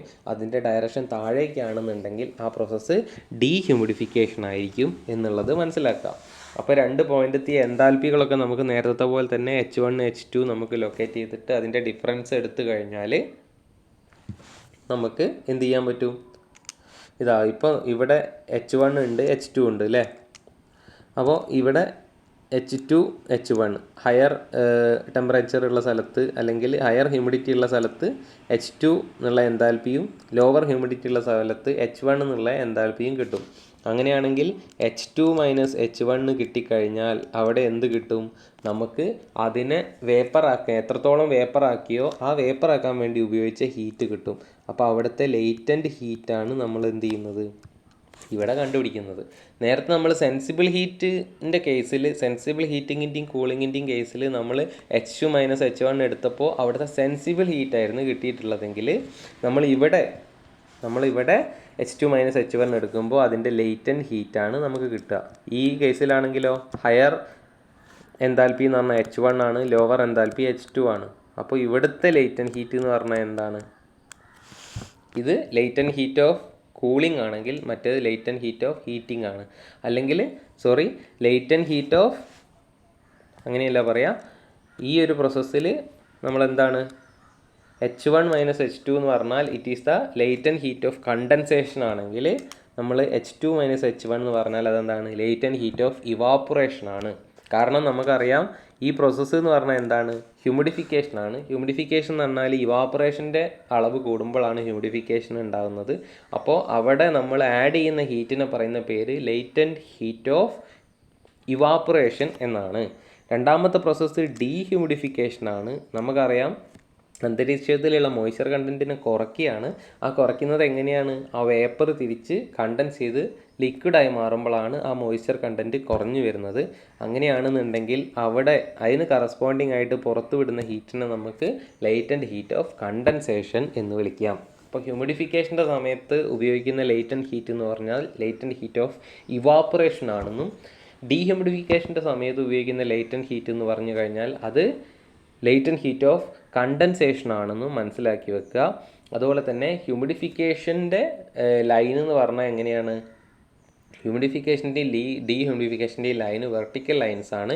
ഹ്യൂമിഡിഫിക്കേഷൻ വെർട്ടിക്കൽ ലൈന് അത് മേലോട്ടേക്കാണ് ഡയറക്ഷൻ എങ്കിൽ ഡീഹ്യൂമിഡിഫിക്കേഷനിൽ വെർട്ടിക്കൽ ലൈന് അത് താഴോട്ടേക്കാണ് ഡയറക്ഷൻ ഉണ്ടാവുക. അപ്പോൾ നമ്മളൊരു വെർട്ടിക്കൽ ലൈനിൻ്റെ 2 എൻഡിലുള്ള കണ്ടീഷനുകളെ അതിൻ്റെ കറസ്പോണ്ടിങ് എൻതാൽപ്പികളുടെ ഡിഫറൻസ് എന്ന് പറഞ്ഞു കഴിഞ്ഞാൽ അതെന്തായിരിക്കും? അത് ലേറ്റൻറ്റ് ഹീറ്റ് ആയിരിക്കും. അല്ലെങ്കിൽ നേരത്തെ ആണെങ്കിൽ നമുക്ക് എന്ത് പറയായിരുന്നു? ഹൊറിസോണ്ടൽ ലൈന് സൂചിപ്പിക്കുന്നത് സെൻസിബിൾ ഹീറ്റിംഗ് ആണ്. സെൻസിബിൾ ഹീറ്റിങ്ങിൻ്റെ 2 എൻഡിലുള്ള എയറിൻ്റെ കണ്ടീഷൻസ് H1 H2 എടുത്താൽ അതിൻ്റെ ഡിഫറൻസ് എന്ന് പറഞ്ഞാൽ അവിടെ കിട്ടുന്നത് സെൻസിബിൾ ഹീറ്റ് ആയിരുന്നു. ഇപ്പം നമുക്ക് ഇവിടെ കിട്ടിയത് എന്താണ്? ലേറ്റൻറ്റ് ഹീറ്റാണ്. ഇപ്പം നമ്മൾക്ക് ഇവിടെ കിട്ടിയത് എന്താണ്? ലേറ്റൻറ്റ് ഹീറ്റാണ്. കാരണം ഈ ഹീറ്റ് എന്തിനു വേണ്ടിയിട്ട് ഉപയോഗിക്കുന്നു? അതിൻ്റെ ഫേസ് ചേഞ്ച് ചെയ്യാൻ വേണ്ടിയിട്ട് ഉപയോഗിക്കുന്നു. അപ്പം നമുക്ക് ലേറ്റൻറ്റ് ഹീറ്റ്, നേരത്തെ സെൻസിബിൾ ഹീറ്റ് ഫാക്ടറിൽ ഒരു ലേറ്റൻറ്റ് ഹീറ്റ് എന്ന് പറഞ്ഞിട്ടുണ്ടായിരുന്നു അല്ലേ? ലേറ്റൻറ്റ് ഹീറ്റ് സൈക്രോമെട്രിക് ചാർട്ടിൽ നിന്ന് കിട്ടുമെന്നും ഞാൻ പറഞ്ഞിട്ടുണ്ടായിരുന്നു. അപ്പോൾ ലേറ്റൻറ്റ് ഹീറ്റ് എവിടെ നിന്നാണ് കിട്ടുക? നിങ്ങൾ സൈക്രോമെട്രിക് ചാർട്ടിൽ വെർട്ടിക്കൽ ലൈൻസ് കാണുന്നുണ്ടെങ്കിൽ ആ വെർട്ടിക്കൽ ലൈൻസിൻ്റെ രണ്ട് എൻഡിൽ പോയിന്റുകൾ നിങ്ങൾ എൻതാൽപ്പി സ്കെയിലിലേക്ക് നിങ്ങൾ പ്രൊജക്റ്റ് ചെയ്ത് കഴിഞ്ഞാൽ നിങ്ങൾക്ക് അവിടെ കിട്ടുന്ന എൻതാൽപ്പികളുടെ ഡിഫറൻസ് എടുത്തു കഴിഞ്ഞാൽ ആ ഹീറ്റ് എന്ന് പറഞ്ഞാൽ എന്തായിരിക്കും? ലേറ്റൻറ്റ് ഹീറ്റ് ആയിരിക്കും. ഹൊറിസോണ്ടൽ ലൈനുകൾ ഇതുപോലെ എൻഡ് പോയിൻറ്റ്സ് ട്രേസ് ചെയ്ത് എൻതാൽപ്പി സ്കെയിലിനകത്തുനിന്ന് റീഡിങ് എടുത്തിട്ട് അതിൻ്റെ ഡിഫറൻസ് എടുത്തു കഴിഞ്ഞാൽ നിങ്ങൾക്ക് കിട്ടുന്ന ഹീറ്റ് എന്തായിരിക്കും? ഹൊറിസോണ്ടൽ ലൈനിൽ നിന്ന് എടുക്കുന്നതായതുകൊണ്ട് അത് സെൻസിബിൾ ഹീറ്റ് ആയിരിക്കും. വെർട്ടിക്കൽ ലൈനിൽ നിന്ന് എടുക്കുന്നതായതുകൊണ്ട് അത് ലേറ്റൻറ്റ് ഹീറ്റ് ആയിരിക്കും. അപ്പോൾ horizontal line sensible heating or കൂളിങ്ങിനെയാണ് സൂചിപ്പിക്കുന്നതെന്നും വെർട്ടിക്കൽ ലൈന് ഹ്യൂമിഡിഫിക്കേഷൻ അല്ലെങ്കിൽ ഡീഹ്യൂമിഡിഫിക്കേഷനെയാണ് സൂചിപ്പിക്കുന്നത് എന്നുള്ളതും മനസ്സിലാക്കുക. അപ്പോൾ അടുത്തതായിട്ട് കൂളിംഗ് ആൻഡ് ഡീഹ്യൂമിഡിഫിക്കേഷനാണ്. അപ്പോൾ ഈ ഒരു ചിത്രം നോക്കുക, കൂളിംഗ് ആൻഡ് ഡീഹ്യൂമിഡിഫിക്കേഷൻ. അപ്പോൾ നമുക്ക് കാണാം, നമ്മൾ കൂളിംഗ് എന്താണെന്ന് പഠിച്ചു അല്ലേ? കൂളിംഗ് എന്ന് പറഞ്ഞാൽ സെൻസിബിൾ കൂളിംഗ് ആണ്. അപ്പോൾ കൂളിംഗ് ആൻഡ് ഡീഹ്യൂമിഡിഫിക്കേഷൻ, കൂളിംഗ് എന്ന് പറഞ്ഞാൽ സെൻസിബിൾ കൂളിംഗ് ആണ്. ഡീഹ്യൂമിഡിഫിക്കേഷൻ എന്ന് പറഞ്ഞാൽ നമ്മൾ നേരത്തെ പഠിച്ച ഡീഹ്യൂമിഡിഫിക്കേഷൻ തന്നെയാണ്. അപ്പോൾ നമുക്കറിയാം ഇവിടെ പോയിൻ്റ് 1 നിന്നാണ് പ്രോസസ്സ് സ്റ്റാർട്ട് ചെയ്യുന്നത്. പോയിൻ്റ് 1 നിന്ന് ആദ്യം തന്നെ എന്ത് ചെയ്തു? നേരെ താഴേക്ക്. അപ്പോൾ ശരിക്കും ഉള്ള പ്രോസസ്സ് എന്ന് പറഞ്ഞാൽ എന്താണ്? ഇങ്ങനെയാണ്. പോയിൻ്റ് 1 to 2 ഇതാണ് നടന്ന പ്രോസസ്സ്. പോയിൻ്റ് 1 to 2 ഇതാണ് എന്ത്? Actual process. ഒരു ഇൻക്ലൈൻഡ് ലൈനാണ് അല്ലേ? ആ ഇൻക്ലൈൻഡ് ലൈനിനെ നമ്മൾ അതിൻ്റെ റിസൾട്ടൻ്റ് ആണെന്ന് ഒരു വെക്ടർ, ഒരു ട്രയാങ്കിളാക്കി മാറ്റിയിട്ട് അതിന് റിസൾട്ടൻ്റ് ആണെന്ന് കരുതുകയാണെങ്കിൽ നമുക്ക് അതിന് 2 കമ്പോണൻസ് കിട്ടും അല്ലേ? ഒരു വെർട്ടിക്കൽ കമ്പോണൻറ്റും ഒരു ഹൊറിസോണ്ടൽ കമ്പോണൻറ്റും കിട്ടും. അതിന് രണ്ടിനും ഞാൻ ഡയറക്ഷൻ കൊടുത്തു. അപ്പം നമ്മൾ ആ പോണ വഴിയിൽ ഒരു പുതിയ പോയിൻ്റ് കിട്ടുന്നു. ആ പോയിൻ്റ് എ ആണ്. അപ്പോൾ ആദ്യത്തെ പ്രോസസ്സ് എന്താണ്? പ്രോസസ്സ് 1 to എയും രണ്ടാമത്തെ പ്രോസസ്സ് എന്താണ്? Process A to 2. ഈ രണ്ട് പ്രോസസ്സും കൂടി കഴിഞ്ഞാൽ എന്തായി? പ്രോസസ്സ് 1 to 2 ആയി അല്ലേ? പ്രോസസ്സ് 1 to എ എന്ന് പറയുന്ന ഈ ഒരു പ്രോസസ്സും എ to 2 എന്ന് പറയുന്ന ഈ ഒരു പ്രോസസ്സും കൂടിക്കഴിഞ്ഞാൽ എവിടെ എത്തി? പോയിൻ്റ് 1 നിന്ന് പോയിൻ്റ് 2ലേക്ക് എത്തി. അതാണ് നെറ്റ് പ്രോസസ്സ് പോയിൻ്റ് 1 to 2. അപ്പോൾ നമുക്കറിയാം പോയിൻ്റ് 1 to എ എന്ന് പറഞ്ഞാൽ എന്താണ്? അതൊരു വെർട്ടിക്കലി ഡൗൺവേർഡ് വരുന്ന ലൈനാണ് അല്ലേ? അപ്പോൾ അതെന്താണ്? പോയിൻ്റ് 1 to എ എന്ന് പറഞ്ഞാൽ അപ്പോൾ എന്താണ്? അത് ഡീഹ്യൂമിഡിഫിക്കേഷനാണ് പോയിൻ്റ് 1 to എ എന്ന് പറയുന്നത്. അതുപോലെ എ to 2 എന്ന് പറഞ്ഞാൽ എന്താണ്? എ to 2 എന്ന് പറഞ്ഞാൽ ഫിഗറിൽ നോക്കിയാൽ നിങ്ങൾക്ക് കാണാം അത് ഹൊറിസോണ്ടൽ ലൈനാണ്, ലെഫ്റ്റിലേക്കാണ് ഡയറക്ഷൻ. അപ്പോൾ അതെന്താണ്? കൂളിംഗ് ആണ്, അല്ലെങ്കിൽ സെൻസിബിൾ കൂളിംഗ് ആണ് അല്ലേ?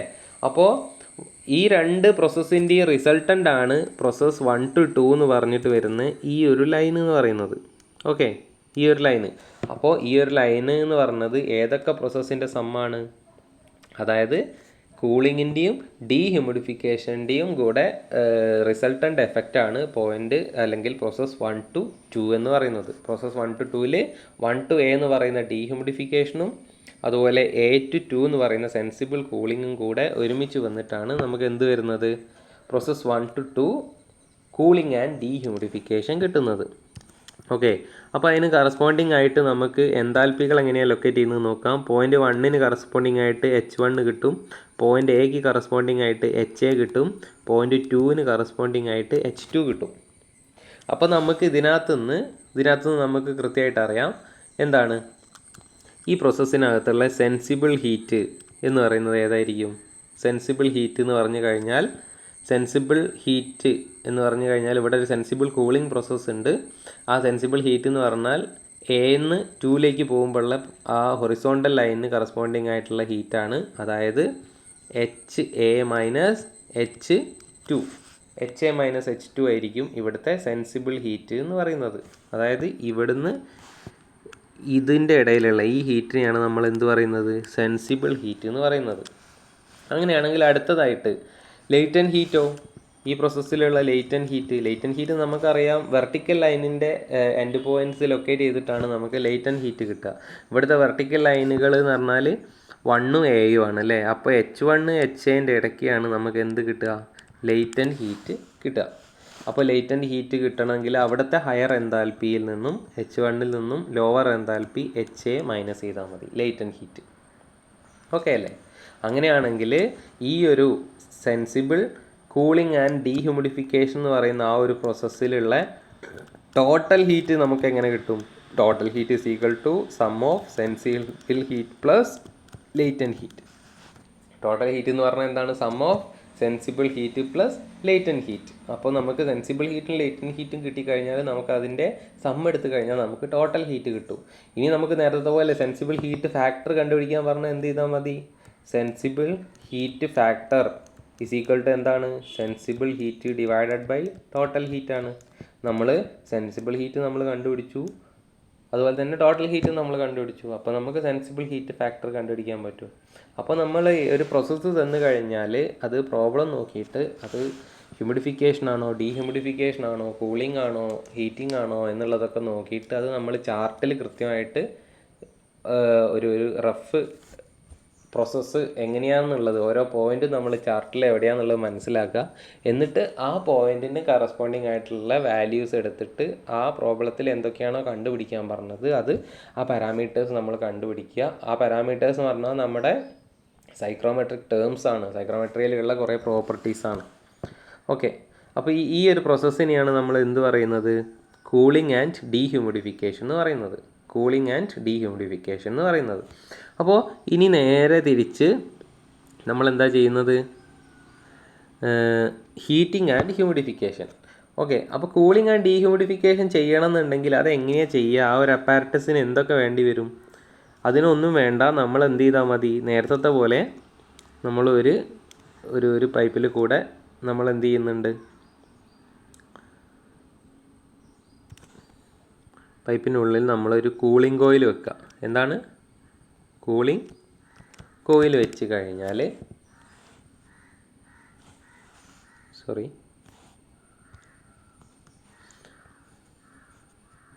കൂളിംഗ് കോയിൽ വെച്ച് കഴിഞ്ഞാൽ എന്നിട്ട് നമ്മൾ എന്ത് ചെയ്യുക? എയറിനെ നമ്മൾ കൂളിംഗ് ആണല്ലോ, അപ്പോൾ ഹോട്ട് എയർ ഇൻലെറ്റിൽ വരുന്നു, പുറത്തേക്ക് വരുമ്പോൾ എന്തായിട്ട് മാറും? പുറത്തേക്ക് വരുമ്പോൾ അത് കോൾഡ് എയർ ആയിട്ട് മാറും. പുറത്തേക്ക് വരുമ്പോൾ എന്ത് ചെയ്യും?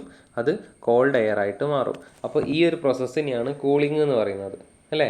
അപ്പോൾ ഈ കൂളിംഗ് വരുമ്പോൾ എന്താ സംഭവിക്കുക? കൂളിംഗ് വരുമ്പോൾ അപ്പോൾ ഇതാണ് നമ്മളെ പോയിൻ്റ് 1, ഇതാണ് നമ്മുടെ പോയിൻ്റ് 2 അല്ലേ. ഇതിൻ്റെ ഇടയിൽ എവിടെയോ വരും നമ്മുടെ പോയിൻ്റ് എ എന്ന് പറയുന്നത് അല്ലേ. ആദ്യം തന്നെ നമുക്ക് നടക്കുന്ന എന്താണ്? കൂളിങ്ങും ഡീഹ്യൂമിഡിഫിക്കേഷനും നടക്കുന്നുണ്ട് എന്ന് പറഞ്ഞു. അപ്പോൾ ഇവിടെ ഡീഹ്യൂമിഡിഫിക്കേഷൻ എങ്ങനെയാണ് നടക്കുക? കൂളിംഗ് നടക്കുന്നത് ഓക്കെ, കൂളിംഗ് കോയിലിൽ കൂടെ പാസ് ചെയ്ത് കഴിഞ്ഞാൽ 1നേക്കാളും 2ലേക്ക് പോകുമ്പോൾ ടെമ്പറേച്ചർ കുറയും. ആ ടെമ്പറേച്ചർ കുറയുന്ന സമയത്ത് ഡീഹ്യൂമിഡിഫിക്കേഷൻ നടക്കുന്നത് എങ്ങനെയാണ്? കാരണം നിങ്ങൾക്കറിയാം ടെമ്പറേച്ചർ കുറയുന്ന സമയത്ത് ടെമ്പറേച്ചർ ഒരു നിശ്ചിത പരിധിയിൽ കുറഞ്ഞു കഴിഞ്ഞാൽ, അതായത് അതിൻ്റെ ഡ്യൂ പോയിൻറ്റിനേക്കാളും താഴെ വന്നു കഴിഞ്ഞാൽ, ഡ്യൂ പോയിൻ്റ് ടെമ്പറേച്ചറാണ് അതിൻ്റെ കണ്ടൻസേഷൻ സ്റ്റാർട്ട് ചെയ്യുന്ന ടെമ്പറേച്ചർ എന്ന് നമുക്കറിയാം അല്ലേ. അപ്പോൾ ഡ്യൂ പോയിൻ്റ് ടെമ്പറേച്ചറിനേക്കാളും താഴെയുള്ളൊരു ടെമ്പറേച്ചറിൽ നമ്മൾ ഇതിനെ കൂൾ ചെയ്യുകയാണെന്നുണ്ടെങ്കിൽ എന്ത് സംഭവിക്കും? അവിടെ കണ്ടൻസേഷൻ നടക്കാൻ തുടങ്ങും. കണ്ടൻസേഷൻ നടക്കുന്ന സമയത്ത് അവിടെ ആ എയറിനകത്ത് ഉണ്ടായിരുന്ന ഇൻലെറ്റിൽ അകത്തേക്ക് കയറിയ എയറിനകത്ത് ഉണ്ടായിരുന്ന വേപ്പർ തിരിച്ച് വെള്ളമായി മാറാൻ തുടങ്ങും. അപ്പോൾ ആ വെള്ളത്തുള്ളികളൊക്കെ എന്ത് ചെയ്യും? ആ വെള്ളത്തുള്ളികളൊക്കെ നമ്മൾ ഈ കോയിലിൻ്റെ മേലെ ഇങ്ങനെ പറ്റി പിടിക്കും. അതിൻ്റെ വെയിറ്റ് കൂടുമ്പോൾ ഗ്രാവിറ്റി മൂലം അത് താഴേക്ക് വീഴും. അത് നമ്മളൊരു ട്രേയിലേക്ക് ഇങ്ങനെ താഴെ കളക്ട് ചെയ്ത് വെക്കും.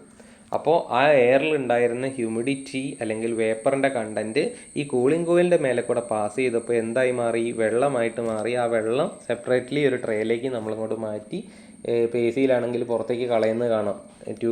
പൈപ്പ് ഇട്ടിട്ട് പുറത്തേക്ക് കളയും നമ്മൾ ആ വെള്ളത്തിനെ. അപ്പോൾ ആ ഒരു പ്രോസസ്സിനെയാണ് നമ്മൾ എന്ത് പറയുന്നത്? ഡീഹ്യൂമിഡിഫിക്കേഷൻ എന്ന് പറയുന്നത്. അപ്പോൾ ജസ്റ്റ് ഒരു കൂളിംഗ് കോയിൽ മാത്രം വെച്ച് കൊടുത്താൽ മതി, നമുക്ക് എന്ത് കിട്ടും? ഡീഹ്യൂമിഡിഫിക്കേഷൻ എന്നുള്ള പ്രോസസ്സ് അതുപോലെ തന്നെ കൂളിംഗ് എന്നുള്ള പ്രോസസ്സും ഒരുമിച്ച് നമുക്ക് കിട്ടും. ഓക്കെ,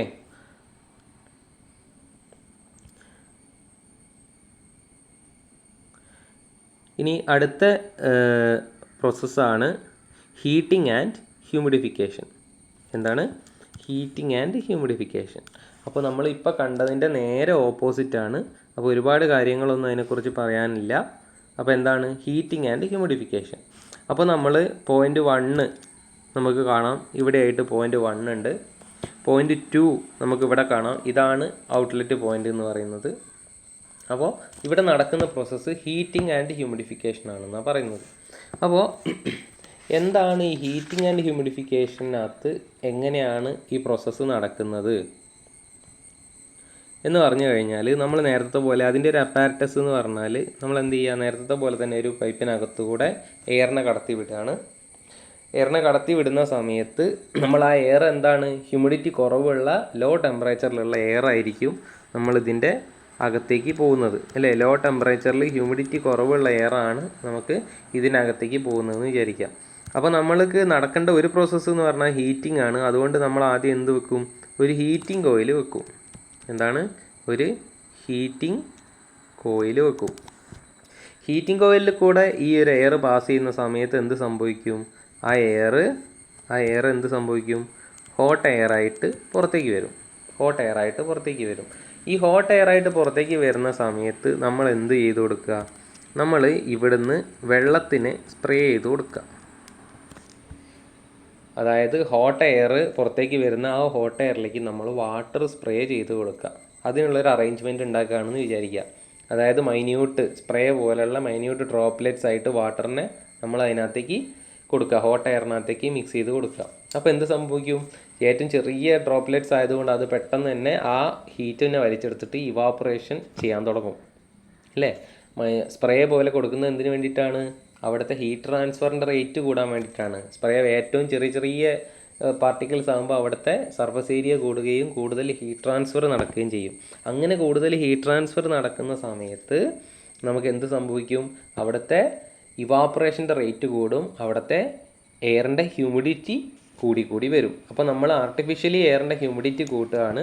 ആ ഒരു ഹോട്ട് എയറിലേക്ക് നമ്മൾ എന്ത് എടുത്ത് കൊടുക്കുക, വാട്ടർ സ്പ്രേ ചെയ്ത് കൊടുക്കുക. വാട്ടർ സ്പ്രേ ചെയ്ത് കൊടുത്തു കഴിഞ്ഞാൽ നമുക്ക് എന്ത് വരും, ഇവിടുന്ന് വരുന്ന ആ ഒരു എയറിനകത്തേക്ക് ഈ വാട്ടറും കൂടെ മിക്സ് ചെയ്തിട്ട് നമ്മൾ എന്ത് ചെയ്യും, വാട്ടർ അതിൻ്റെ ഉള്ളിൽ വെച്ചിട്ട് വാട്ടർ എന്തായിട്ട് മാറും, വാട്ടർ അതിൻ്റെ വേപ്പറായിട്ട് മാറും. അങ്ങനെ പുറത്തേക്ക് വരുന്ന എയർ അതിൻ്റെ ഉള്ളിൽ എന്തൊക്കെ പ്രോസസ്സുകൾ കഴിഞ്ഞു, അതിനകത്ത് ആദ്യം തന്നെ ഹീറ്റിംഗ് കഴിഞ്ഞു, അതിൻ്റെ കൂടെ തന്നെ അടുത്തത് എന്ത് കഴിഞ്ഞു, ഹ്യൂമിഡിഫിക്കേഷൻ നടന്നു, അല്ലേ? ഹീറ്റിങ്ങും ഹ്യൂമിഡിഫിക്കേഷനും ഒരുമിച്ച് ഇങ്ങനെ ഒരു സെറ്റപ്പ് വഴി നമ്മൾ നടത്തുകയാണെങ്കിൽ നമുക്ക് ആ ഒരു സൈക്രോമെട്രിക് പ്രോസസ്സിനെ നമുക്ക് പറയാം എന്ത്, ഹീറ്റിംഗ് ആൻഡ് ഹ്യൂമിഡിഫിക്കേഷൻ. അതായത് തണുപ്പ് കാലത്ത് വിൻ്റർ AC-യിലൊക്കെ ഉപയോഗിക്കുന്ന പ്രോസസ്സാണ് എന്ത്, ഹീറ്റിംഗ് ആൻഡ് ഹ്യൂമിഡിഫിക്കേഷൻ എന്ന് പറയുന്നത്. അതായത് തണുത്ത കാലാവസ്ഥയുള്ള പ്രദേശങ്ങളിലൊക്കെ ഉപയോഗിക്കുന്ന AC എന്ന് പറഞ്ഞാൽ അതിൻ്റെ ഉള്ളിൽ നടക്കുന്ന പ്രവർത്തനം എന്ന് പറഞ്ഞാൽ ഹീറ്റിംഗ് ആൻഡ് ഹ്യൂമിഡിഫിക്കേഷൻ ആയിരിക്കും. നമ്മൾ നേരത്തെ പഠിച്ച കൂളിംഗ് ആൻഡ് ഡീഹ്യൂമിഡിഫിക്കേഷൻ നമ്മൾ സമ്മർ റീജിയണിലൊക്കെ ഉള്ള സമ്മർ AC-കളിൽ ഉപയോഗിക്കുന്ന പ്രോസസ്സാണ് എന്ത്, കൂളിംഗ് ആൻഡ് ഡീഹ്യൂമിഡിഫിക്കേഷൻ. അതായത് നമ്മൾ വീട്ടിലൊക്കെ വെക്കുന്ന, നമ്മൾ എന്താണ് ഒരു മിതോഷ്ണ മേഖലയാണ്, നമുക്ക് രണ്ടും മിക്സ് ചെയ്ത് വരുന്നുണ്ടെങ്കിലും നമ്മൾ തണുപ്പ് കാലത്ത് ഉപയോഗിക്കാതെ വെക്കും. അതുപോലെ തന്നെ ചൂടുകാലത്ത് നമ്മൾ എന്ത് ചെയ്യും, AC വർക്ക് ചെയ്യുന്ന സമയത്ത് നമുക്ക് തണുപ്പ് കിട്ടാൻ അല്ലെങ്കിൽ റൂമിലെ ഹ്യൂമിഡിറ്റി കുറയ്ക്കുന്നതും ഒക്കെ നമ്മുടെ AC ആണ്. അപ്പോൾ അതുകൊണ്ട് തന്നെ നമ്മുടെ വീട്ടിലുള്ള AC-യിൽ നടക്കുന്ന പ്രോസസ്സ് നമ്മൾ തൊട്ട് മുമ്പ് പഠിച്ച കൂളിംഗ് ആൻഡ് ഡീഹ്യൂമിഡിഫിക്കേഷൻ ആണ് എന്നുള്ളത് മനസ്സിലാക്കുക. ഈ ഹീറ്റിംഗ് ആൻഡ് ഹ്യൂമിഡിഫിക്കേഷൻ നമുക്ക് ആവശ്യമുള്ളത് തണുപ്പുള്ള സ്ഥലത്ത്, ഇപ്പോൾ ഊട്ടിയിലോ മണാലിയോ അങ്ങനെയുള്ള സ്ഥലങ്ങളിലൊക്കെ പോയി കഴിഞ്ഞാൽ നമുക്ക് എന്ത് വേണ്ടി വരും, അവിടെ ഭയങ്കര തണുപ്പായിരിക്കും, അല്ലേ? 0 ഡിഗ്രി അല്ലെങ്കിൽ -ഡിഗ്രികളിലുള്ള ടെമ്പറേച്ചറുള്ള സ്ഥലത്താണെങ്കിൽ നമുക്കൊരു കൂടിയ ടെമ്പറേച്ചറാണ് നമുക്ക് കംഫർട്ട് ഉണ്ടാക്കുക. അപ്പോൾ ആ ഒരു കൂടിയ ടെമ്പറേച്ചർ കിട്ടണമെങ്കിൽ നമുക്ക് എന്ത് പ്രോസസ്സാണ് വേണ്ടത്, ഹീറ്റിംഗ് ആൻഡ് ഹ്യൂമിഡിഫിക്കേഷനാണ് വേണ്ടത്. അപ്പോൾ ഈ ഹീറ്റിംഗ് ആൻഡ് ഹ്യൂമിഡിഫിക്കേഷനെ നമ്മൾ എങ്ങനെയാണ് സൈക്രോമെട്രിക് ചാർട്ടിൽ മാർക്ക് ചെയ്യുന്നത് നോക്കാം. അതാണ് നമ്മുടെ 1 to 2 എന്ന് പറയുന്ന ഈ ഒരു പ്രോസസ്സായിട്ട് കാണിക്കുന്നത്. 1 to 2 എന്ന് പറയുന്നത് എന്താണ്, 2 പ്രോസസ്സുകളുടെ സമ്മാണ്. അതിൽ ആദ്യത്തെ പ്രോസസ്സ് എന്ന് പറഞ്ഞാൽ എന്താണ്, 1 to A അഥവാ സെൻസിബിൾ ഹീറ്റിംഗ് നമ്മൾ പഠിച്ചിട്ടുണ്ട്. സെൻസിബിൾ ഹീറ്റിംഗ് ആണ് ഹൊറിസോണ്ടലി വലത്തോട്ടേക്ക് പോകുന്ന പ്രോസസ്സ് എന്ന് പറഞ്ഞാൽ അത് സെൻസിബിൾ ഹീറ്റിംഗ് ആണ്. ഇനി A to 2 എന്ന് പറഞ്ഞാൽ എന്താണ്? അത് A to 2 എന്ന് പറഞ്ഞാൽ എന്താണ്? അത് ഹ്യൂമിഡിഫിക്കേഷൻ ആണ്. വെർട്ടിക്കൽ ലൈന് മേലോട്ടേക്ക് പോവുകയാണെങ്കിൽ അത് ഹ്യൂമിഡിഫിക്കേഷൻ ആണ്, നിങ്ങൾക്കറിയാം. അപ്പോൾ 1 to Aയും A to 2ഉം 1 to A എന്ന് പറയുന്ന പ്രോസസ്സ് എന്താണ്? അത് സെൻസിബിൾ ഹീറ്റിംഗ് ആണ്. അതുപോലെ തന്നെ A to 2 എന്ന് പറയുന്ന പ്രോസസ്സ് എന്താണ്? അത് ഹ്യൂമിഡിഫിക്കേഷൻ ആണ്, അല്ലേ? അങ്ങനെയാണെങ്കിൽ ഈ ഒരു 1 to A സെൻസിബിൾ ഹീറ്റിങ്ങും A to 2 ഹ്യൂമിഡിഫിക്കേഷനും കൂടെ കഴിഞ്ഞു കഴിഞ്ഞാൽ പോയിൻ്റ് 2-ലെത്തുന്നു. അങ്ങനെയാണെങ്കിൽ നമുക്ക് ഈ ഒരു നെറ്റ് റിസൾട്ടൻ്റ് പ്രോസസ്സ് എന്ന് പറഞ്ഞാൽ 1 to 2, അല്ലേ? അങ്ങനെയാണെങ്കിൽ പ്രോസസ്സ് 1 to 2-നെയാണ് നമ്മൾ എന്ത് പറയുന്നത്? ഹീറ്റിംഗ് ആൻഡ് ഹ്യൂമിഡിഫിക്കേഷൻ എന്ന് കമ്പൈൻലി നമ്മൾ വിളിക്കുന്നത്. രണ്ടും കൂടെ കൂട്ടി വിളിക്കുന്നത് എന്താണ്? ഹീറ്റിംഗ് ആൻഡ് ഹ്യൂമിഡിഫിക്കേഷൻ എന്ന് പറഞ്ഞാൽ എന്താണ്? അതിൻ്റെ ഈ ഒരു റിസൾട്ടൻ്റ് പ്രോസസ്സാണ്. അപ്പോൾ നമ്മൾ നേരത്തെ കൂളിംഗ് ആൻഡ് ഡീഹ്യൂമിഡിഫിക്കേഷനിൽ പഠിച്ച അതേ ഡയഗ്രമാണ്, പക്ഷേ എന്ത് ചെയ്തു? അതിൻ്റെ ഡയറക്ഷൻസ് ഒക്കെ റിവേഴ്സ് ചെയ്തു എന്നുള്ളതാണ്. ഈ ഒരു പ്രോസസ്സിലേക്ക് കൂളിംഗ് ആൻഡ് ഡീഹ്യൂമിഡിഫിക്കേഷനും cooling and dehumidification heating and ഹ്യൂമിഡിഫിക്കേഷനിലേക്ക് മാറിയ സമയത്ത് ഈ സെയിം ഫിഗറിനകത്തുള്ള ഡയറക്ഷൻസ് കംപ്ലീറ്റ് മാറിയതായിട്ട് നിങ്ങൾക്ക് കാണാം. പിന്നെ വേറെ എന്തൊക്കെ കാര്യങ്ങളാണ് ശ്രദ്ധിക്കാനുള്ളത്? ഇവിടെ എൻതാൽപ്പി നമ്മൾ ലൊക്കേറ്റ് ചെയ്യുന്ന സമയത്ത് H1 ആണ് ഏറ്റവും ലോവർ എൻതാൽപ്പി, H2 ആണ് ഏറ്റവും ഹയർ എൻതാൽപ്പി. അതുപോലെ തന്നെ HA എന്ന് പറഞ്ഞാൽ അതെന്താണ്? അത് അതിൻ്റെ ഇടയ്ക്കുള്ള എൻതാൽപ്പി. ഓക്കെ, അപ്പോൾ നമുക്കറിയാം H1 to HA ആണ് എന്ത് നടക്കുന്നത്? സെൻസിബിൾ ഹീറ്റിംഗ് നടക്കുന്നത്. അതുകൊണ്ട് തന്നെ ഇതിൻ്റെ ഇടയിലുള്ള ഹീറ്റ് കണ്ടുപിടിക്കുകയാണെങ്കിൽ നമുക്ക് അവിടെ സെൻസിബിൾ ഹീറ്റ് കിട്ടും. അതുപോലെ ഇത് കണ്ടുപിടിക്കുകയാണെങ്കിൽ H2 HAൻ്റെ ഇടയിലുള്ള ഹീറ്റ് കണ്ടുപിടിക്കുകയാണെങ്കിൽ നമുക്ക് അവിടെ ലേറ്റൻറ്റ് ഹീറ്റ് കിട്ടും. അപ്പോൾ ലേറ്റൻറ്റ് ഹീറ്റും സെൻസിബിൾ ഹീറ്റും കണ്ടുപിടിക്കുന്നത് കഴിഞ്ഞ ഫിഗറിൽ കണ്ട അതേപോലെ തന്നെയാണ്. അപ്പോൾ എന്താണ് നമുക്കറിയാം? HA - H1 ആണ് സെൻസിബിൾ ഹീറ്റ്. അതുപോലെ തന്നെ H2 - HA ആണ് ലേറ്റൻറ്റ് ഹീറ്റ്. അങ്ങനെയാണെന്നുണ്ടെങ്കിൽ നമുക്ക് ടോട്ടൽ ഹീറ്റ് എന്ന് പറഞ്ഞാൽ എന്താണ്? ടോട്ടൽ ഹീറ്റ് എന്ന് പറഞ്ഞു കഴിഞ്ഞാൽ SH sensible heat plus latent ഹീറ്റാണ്. ഇതാണ് ടോട്ടൽ ഹീറ്റ്. അതുപോലെ തന്നെ നമുക്ക് നേരത്തെ പോലെ തന്നെ സെൻസിബിൾ ഹീറ്റ് ഫാക്ടർ കണ്ടുപിടിക്കാം. എന്താണ്? Latent heat divided by total ഹീറ്റാണ് സെൻസിബിൾ ഹീറ്റ് ഫാക്ടർ. അപ്പോൾ ഇത്രയും കാര്യങ്ങളൊക്കെ നമുക്ക് എന്ത് ചെയ്യാൻ പറ്റും? ഇതിനകത്തുനിന്ന് കണ്ടുപിടിക്കാൻ പറ്റും. അപ്പോൾ നമുക്ക് ആ ഒരു ഫിഗറിൻ്റെ ഷേപ്പ് നോക്കുക. അപ്പോൾ ഇൻക്ലൈൻഡ്ലി മേലോട്ടേക്കാണ് പോകുന്നതെങ്കിൽ അത് ഹീറ്റിംഗ് ആൻഡ് ഹ്യൂമിഡിഫിക്കേഷൻ ആയിരിക്കും.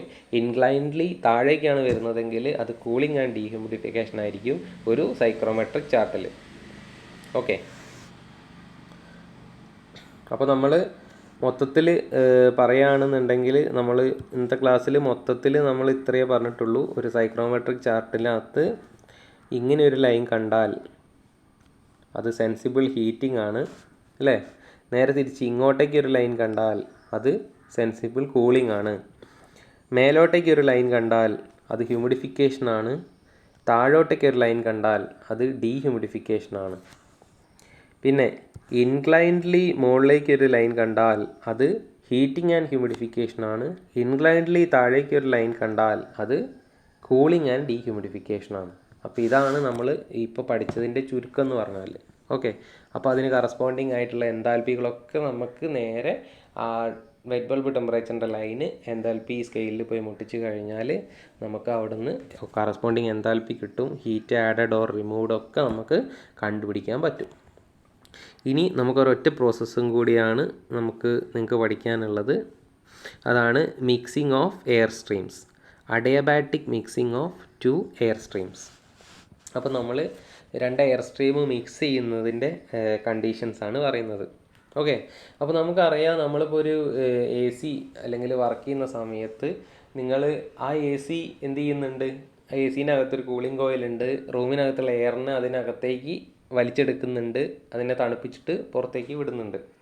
അപ്പോൾ ഈ സമയത്ത് നിങ്ങൾക്കറിയാം ഒരു സെയിം എയർ തന്നെയാണ് ആ റൂമിനകത്തൂടി ഇങ്ങനെ സർക്കുലേറ്റ് ചെയ്തുകൊണ്ടേയിരിക്കുന്നത്. സെയിം എയർ തന്നെയാണ് റൂമിനകത്തൂടെ സർക്കുലേറ്റ് ചെയ്തുകൊണ്ടേയിരിക്കുന്നത്. എപ്പോഴെങ്കിലും അതിനകത്ത് പുതിയ എയർ കയറാൻ ചാൻസ് ഉണ്ടോ? എയർ കയറാനുള്ള ചാൻസ് ഉണ്ട്. അത് എപ്പോഴാണ്? അത് നിങ്ങൾ ഇപ്പോൾ ഒരു റൂമിൽ ഒരു വാതിൽ തുറന്ന് ഒരാളകത്തേക്ക് വരിക, അല്ലെങ്കിൽ ഏതെങ്കിലും ഒരു ജനൽ കുറച്ച് നേരം തുറന്നിടുക, ഇതൊക്കെ ചെയ്താൽ എന്ത് സംഭവിക്കും?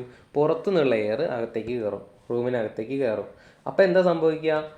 അപ്പോൾ നമ്മൾ ഓൾറെഡി കണ്ടീഷൻ ചെയ്ത കൂൾഡ് ആയിട്ടുള്ള എയർ എ സിനകത്ത് നിന്ന് പുറത്തേക്ക് വരുന്നുണ്ട്. അപ്പോൾ അതിനകത്തേക്ക് നമ്മൾ പുറത്തുള്ള ഏതെങ്കിലും വെന്റിലേഷൻ വഴി ലീക്കായിട്ടുള്ള എയർ റൂമിനകത്തേക്ക് കയറിയാൽ ഈ രണ്ട് എയറും കൂടെ മിക്സ് ചെയ്തിട്ടായിരിക്കും വീണ്ടും നമ്മുടെ എ അകത്തേക്ക് കയറുക. അത് വീണ്ടും ഒരുമിച്ച് തണുത്തിട്ട് പുറത്തേക്ക് വരും. അപ്പോൾ നമ്മൾ ഉദ്ദേശിക്കുന്നത് എന്താണെന്ന് വെച്ചാൽ, നമുക്കിങ്ങനെ ഒരു അടച്ചിട്ട റൂമിനകത്ത് എ സിക്കകത്ത് ഇരിക്കുന്നതും അവിടെ ഒരു ജനൽ തുറന്നിട്ട് കഴിഞ്ഞാൽ നമുക്ക് അവിടെ ഒരു ഒരു ഒരു ഡിഫറൻസ് ഫീൽ ചെയ്യും അല്ലേ?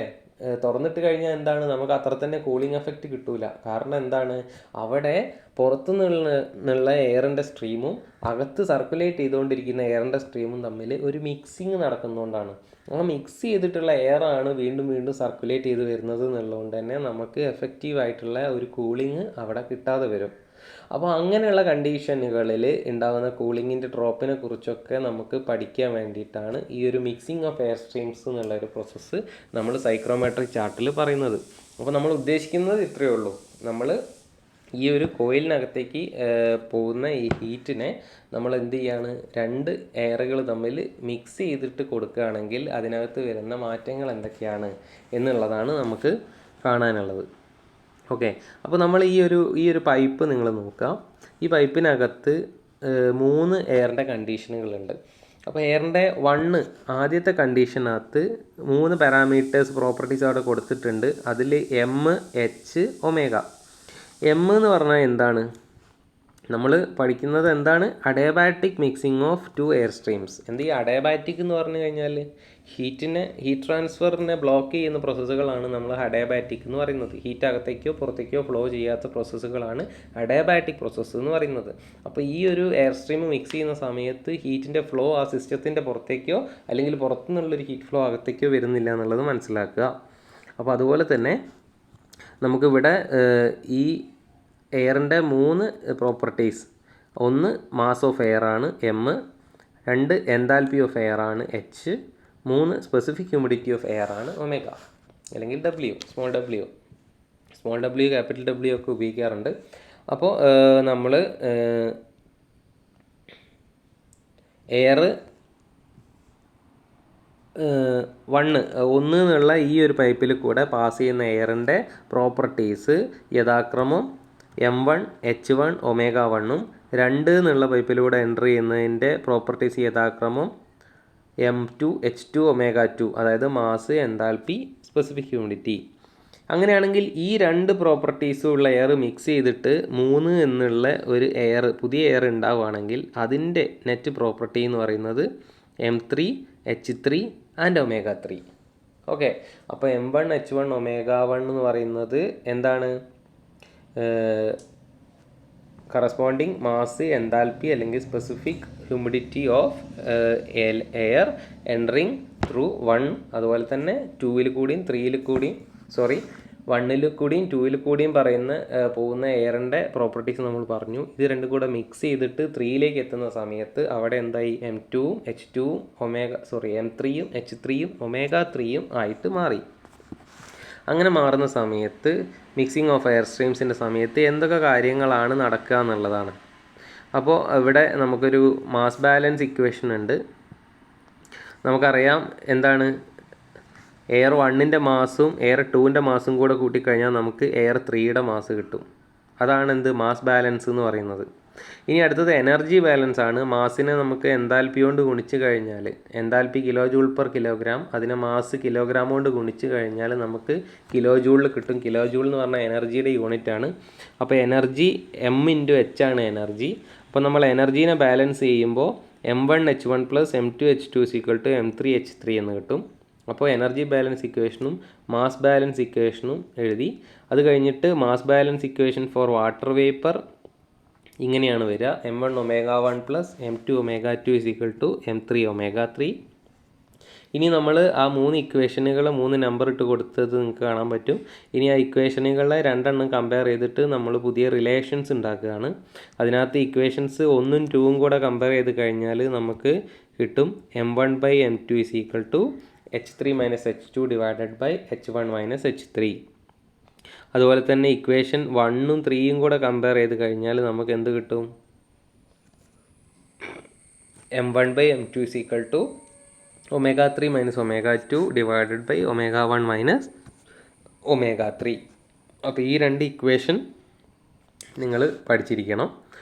അപ്പോൾ ഇനി നമുക്കറിയാനുള്ളത് ഇതിനകത്ത് വേറെ വലുതായിട്ടുള്ള കാര്യങ്ങളൊന്നുമില്ല. ഈ ഒരു പൈപ്പിനകത്തൂടെയുള്ള എയറിൻ്റെ കണ്ടീഷനുകൾ ഏതൊക്കെയാണെന്ന് മനസ്സിലാക്കി വെക്കുക. അതുപോലെ തന്നെ ഈ ഒരു റിലേഷൻ പഠിച്ചു വെക്കണം. അതുപോലെ തന്നെ സൈക്രോമെട്രിക് ചാർട്ടിൽ നമ്മൾ എങ്ങനെയാണ് ഈ ഒരു അഡയാബാറ്റിക് മിക്സിങ്ങിനെ റെപ്രസെൻ്റ് ചെയ്യുന്നത് എന്നുള്ള കാര്യം കൂടെ അറിയണം. അപ്പോൾ അതെങ്ങനെയാണ് എന്നുള്ളത് നോക്കാം.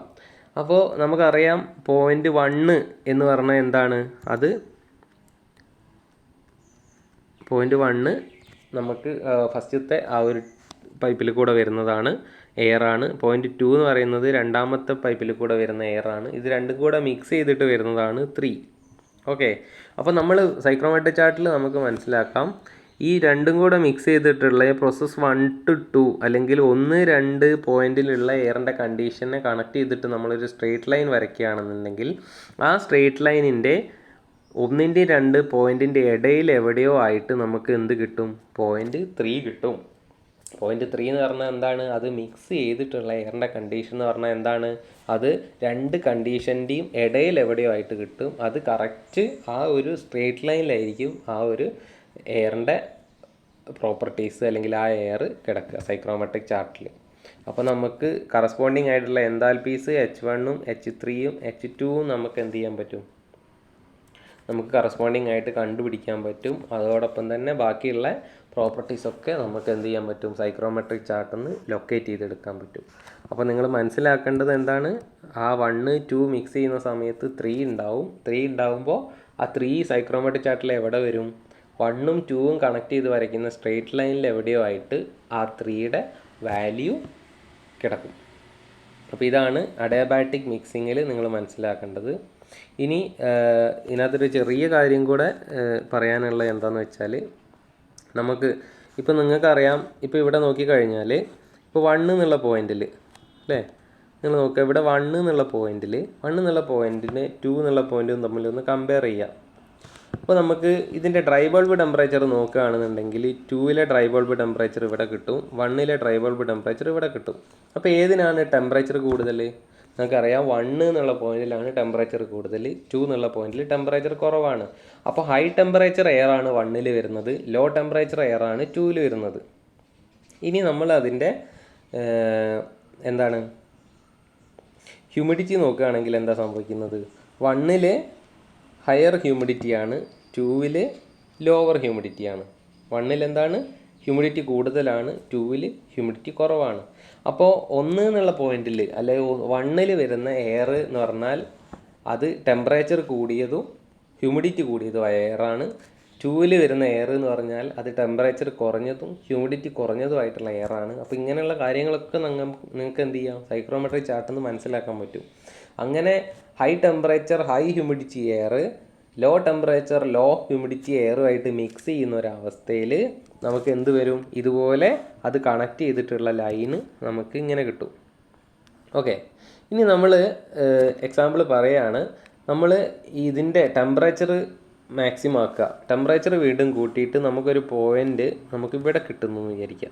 അതായത് ടെമ്പറേച്ചറും ഹ്യൂമിഡിറ്റിയും ഒരുപാട് കൂടിയൊരു പോയിൻ്റ്, അതായത് വല്ലാത്ത അളവിൽ, അതായത് എന്താണ് ഒരു സാച്ചുറേഷൻ സ്റ്റേറ്റിൻ്റെ ആ ഒരു ലെവലിലേക്ക് എത്തുന്ന അളവ് എന്ന് പറഞ്ഞാൽ ഏകദേശം എവിടെ വരും? അപ്പോൾ ഇവിടെ ഒരു പോയിൻ്റ് ഉണ്ടെന്ന് വിചാരിക്കുക. ഇതാ ഇവിടെയായിട്ട് നേരെ ഉള്ളിലായിട്ട് ഇവിടെയാണ് 1 എന്ന് വിചാരിക്കുക. എന്നിട്ട് നമ്മൾ വിചാരിക്കുക ഏറ്റവും കുറഞ്ഞ ഹ്യൂമിഡിറ്റിയും കുറഞ്ഞ ടെമ്പറേച്ചറും ഒക്കെ ഉണ്ടാകുന്ന ഒരു സ്ഥലമാണ് ഇവിടെ 2 ഇവിടെയാണെന്ന് വിചാരിക്കുക. അപ്പോൾ നമ്മൾ പറയുകയാണ് ഈ 1 എന്നുള്ള കണ്ടീഷനിലെ എയർ അതെന്താണ്? ഏറ്റവും കൂടുതൽ ഹ്യൂമിഡിറ്റിയും ഏറ്റവും കൂടുതൽ ടെമ്പറേച്ചറും ഒക്കെ ഉള്ള ഒരു കണ്ടീഷനാണ്. 2 എന്ന് പറഞ്ഞാൽ ഏറ്റവും കുറഞ്ഞ ഹ്യൂമിഡിറ്റിയും ഏറ്റവും കുറഞ്ഞ ടെമ്പറേച്ചറും ഉള്ള കണ്ടീഷനാണ്. ഇത് രണ്ടും കൂടെ കണക്ട് ചെയ്ത് കഴിഞ്ഞാൽ നമുക്ക് ഈ 2 എയറും കൂടെ മിക്സ് ചെയ്ത് കഴിഞ്ഞാൽ നമുക്ക് അതിൻ്റെ ഒരു ലൈൻ എന്ന് പറഞ്ഞാൽ ഇങ്ങനെ വരും. അല്ലേ? ഇങ്ങനെ വരുന്ന സമയത്ത് ആ ലൈനിനകത്ത് എവിടെയോ ആണ് ആ മിക്സ്ചറായിട്ടുള്ള എയറിൻ്റെ പ്രോപ്പർട്ടീസ് കിടക്കുക. അപ്പോൾ ആ പ്രോപ്പർട്ടീസ് കിടക്കുന്ന ഈ ലൈനിലാണ് നിങ്ങൾക്കറിയാം, അത് കിടക്കുന്ന ഇവിടെയാണെന്ന് വിചാരിക്കുക. ഇതാണ് പോയിൻ്റ് 3. ഇതാണ് പോയിൻ്റ് 3 എങ്കിൽ നമുക്കൊരു കാര്യം മനസ്സിലാവും, ഈ പോയിൻ്റ് 3 സൈക്രോമെട്രിക് ചാർട്ടിൻ്റെ ഉള്ളിലല്ല, പകരം സൈക്രോമെട്രിക് ചാർട്ടിൻ്റെ പുറത്താണ്. അതായത് സാച്ചുറേഷൻ കർവിൻ്റെ പുറത്താണ്. നിങ്ങൾക്കറിയാം റിലേറ്റീവ് ഹ്യൂമിഡിറ്റി ഒക്കെ നമുക്കിങ്ങനെ കൂടി വന്നിട്ട്, അല്ലേ, കൂടി വന്നിട്ട് 100% ഇവിടെ എത്തുമ്പോഴേക്കും, അല്ലേ? സാച്ചുറേഷൻ കർവിൽ എത്തുമ്പോൾ എത്രയായി? 100%. അതായത് ഇനി അവിടെ എന്തിന് സ്പേസ് ഇല്ല? അവിടെ വേപ്പർ ഉണ്ടാവാനുള്ള സ്പേസ് ഇല്ല, അല്ലേ? അന്തരീക്ഷത്തിൽ വേപ്പർ കണ്ടൻറ്റ് 100% ആയി കഴിഞ്ഞാൽ ഇനി അവിടെ വേപ്പർ ഉണ്ടാവില്ല, വേപ്പറിന് അവിടെ സ്പേസ് ഇല്ല. അതാണ് സാച്ചുറേറ്റഡ് സ്റ്റേറ്റ് എന്ന് പറഞ്ഞത്. അതിൻ്റെ മുകളിലേക്ക് ഇനി വേപ്പർ ഫോർമേഷൻ അവിടെ നടക്കൂല എന്ന് നമ്മൾ പഠിച്ചിട്ടുണ്ട്.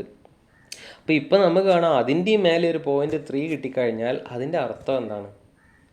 അതായത് ആ സാധനത്തിന് എയറിൽ എന്ത് ചെയ്യാൻ പറ്റില്ല, ഇങ്ങനെ ലയിച്ച് വേപ്പർ പോലെ നിൽക്കാൻ പറ്റില്ല. അത് എയറിൽ, അപ്പോൾ അതെന്ത് ചെയ്യും? ആ വാട്ടർ പാർട്ടിക്കിൾസ് എയറിൽ വേറെ ഒരു ഫോമിലാണ് നിൽക്കുക. ഓക്കെ, അതിന് എയറിൽ ലയിക്കാൻ പറ്റില്ല, വേപ്പറായിട്ട് മാറാൻ പറ്റില്ല, പക്ഷേ അത് വേറൊരു ഫോമിലാണ് നിൽക്കുക. ആ ഫോമിനെ നമ്മൾ പറയുന്ന പേരാണ് ഫോഗ്. ഓക്കെ, ആ ഫോമിനെ നമ്മൾ പറയുന്ന പേരാണെന്ത്? ഫോഗ് എന്ന് പറയും. അപ്പോൾ അതിനെക്കുറിച്ച് നമ്മൾ ഈ താഴേക്ക് നമ്മൾ പറയുന്നുണ്ട്. ഇതാണ് എന്ത്? Fog region. അപ്പോൾ നിങ്ങൾ കണ്ടിട്ടുണ്ടാവില്ലേ മഞ്ഞ്, അല്ലെങ്കിൽ അങ്ങനെയുള്ള ഈ കോട പോലെയുള്ള സംഭവങ്ങളൊക്കെ, അല്ലെങ്കിൽ അങ്ങനെ നമ്മളെ എയറിൽ നമുക്ക് തൊട്ടാൽ നിങ്ങൾക്ക് കൈക്ക് നനവൊക്കെ ഫീൽ ചെയ്യുന്ന തരത്തിലുള്ള വാട്ടറിൻ്റെ കണ്ടൻറ്റ്, മൈന്യൂട്ടായിട്ടുള്ള സ്പ്രേ പോലെയുള്ള കണ്ടൻറ്റ്, അതിനെയാണ് നിങ്ങൾ മഞ്ഞ്, ഫോഗ് എന്നൊക്കെ പറയുന്നത്. ഈ ഫോഗ് ഉണ്ടാകുന്നത് എവിടെയാണ്, എപ്പോഴാണ്? ഇതുപോലെ ഹൈ ടെമ്പറേച്ചറും ഹ്യൂമിഡിറ്റിയുള്ള എയർ, അതുപോലെ തന്നെ ലോ ടെമ്പറേച്ചറും ഹ്യൂമിഡിറ്റിയുള്ള എയറുമായിട്ട് മിക്സ് ചെയ്യുന്ന സമയത്ത്. ഓക്കെ, അപ്പോൾ ആ സമയത്താണ് നമുക്ക് എന്തുണ്ടാവുന്നത്? ഇതുപോലെ ഫോഗ് ഉണ്ടാവുന്നത്. അപ്പോൾ അതിൻ്റെ വേറെ 1-2 കണ്ടീഷനുകളും നമുക്ക് ഇവിടെ താഴെ പറയുന്നുണ്ട്. അപ്പോൾ അതാ ഫോഗ് ഉണ്ടാകാനുള്ള condition: when warm and high humidity air mixed with called air, the resulting mixture will be a fog, and the final condition point 3 on the psychrometric chart will be lie to the left or above the saturation curve, which represents the fog region.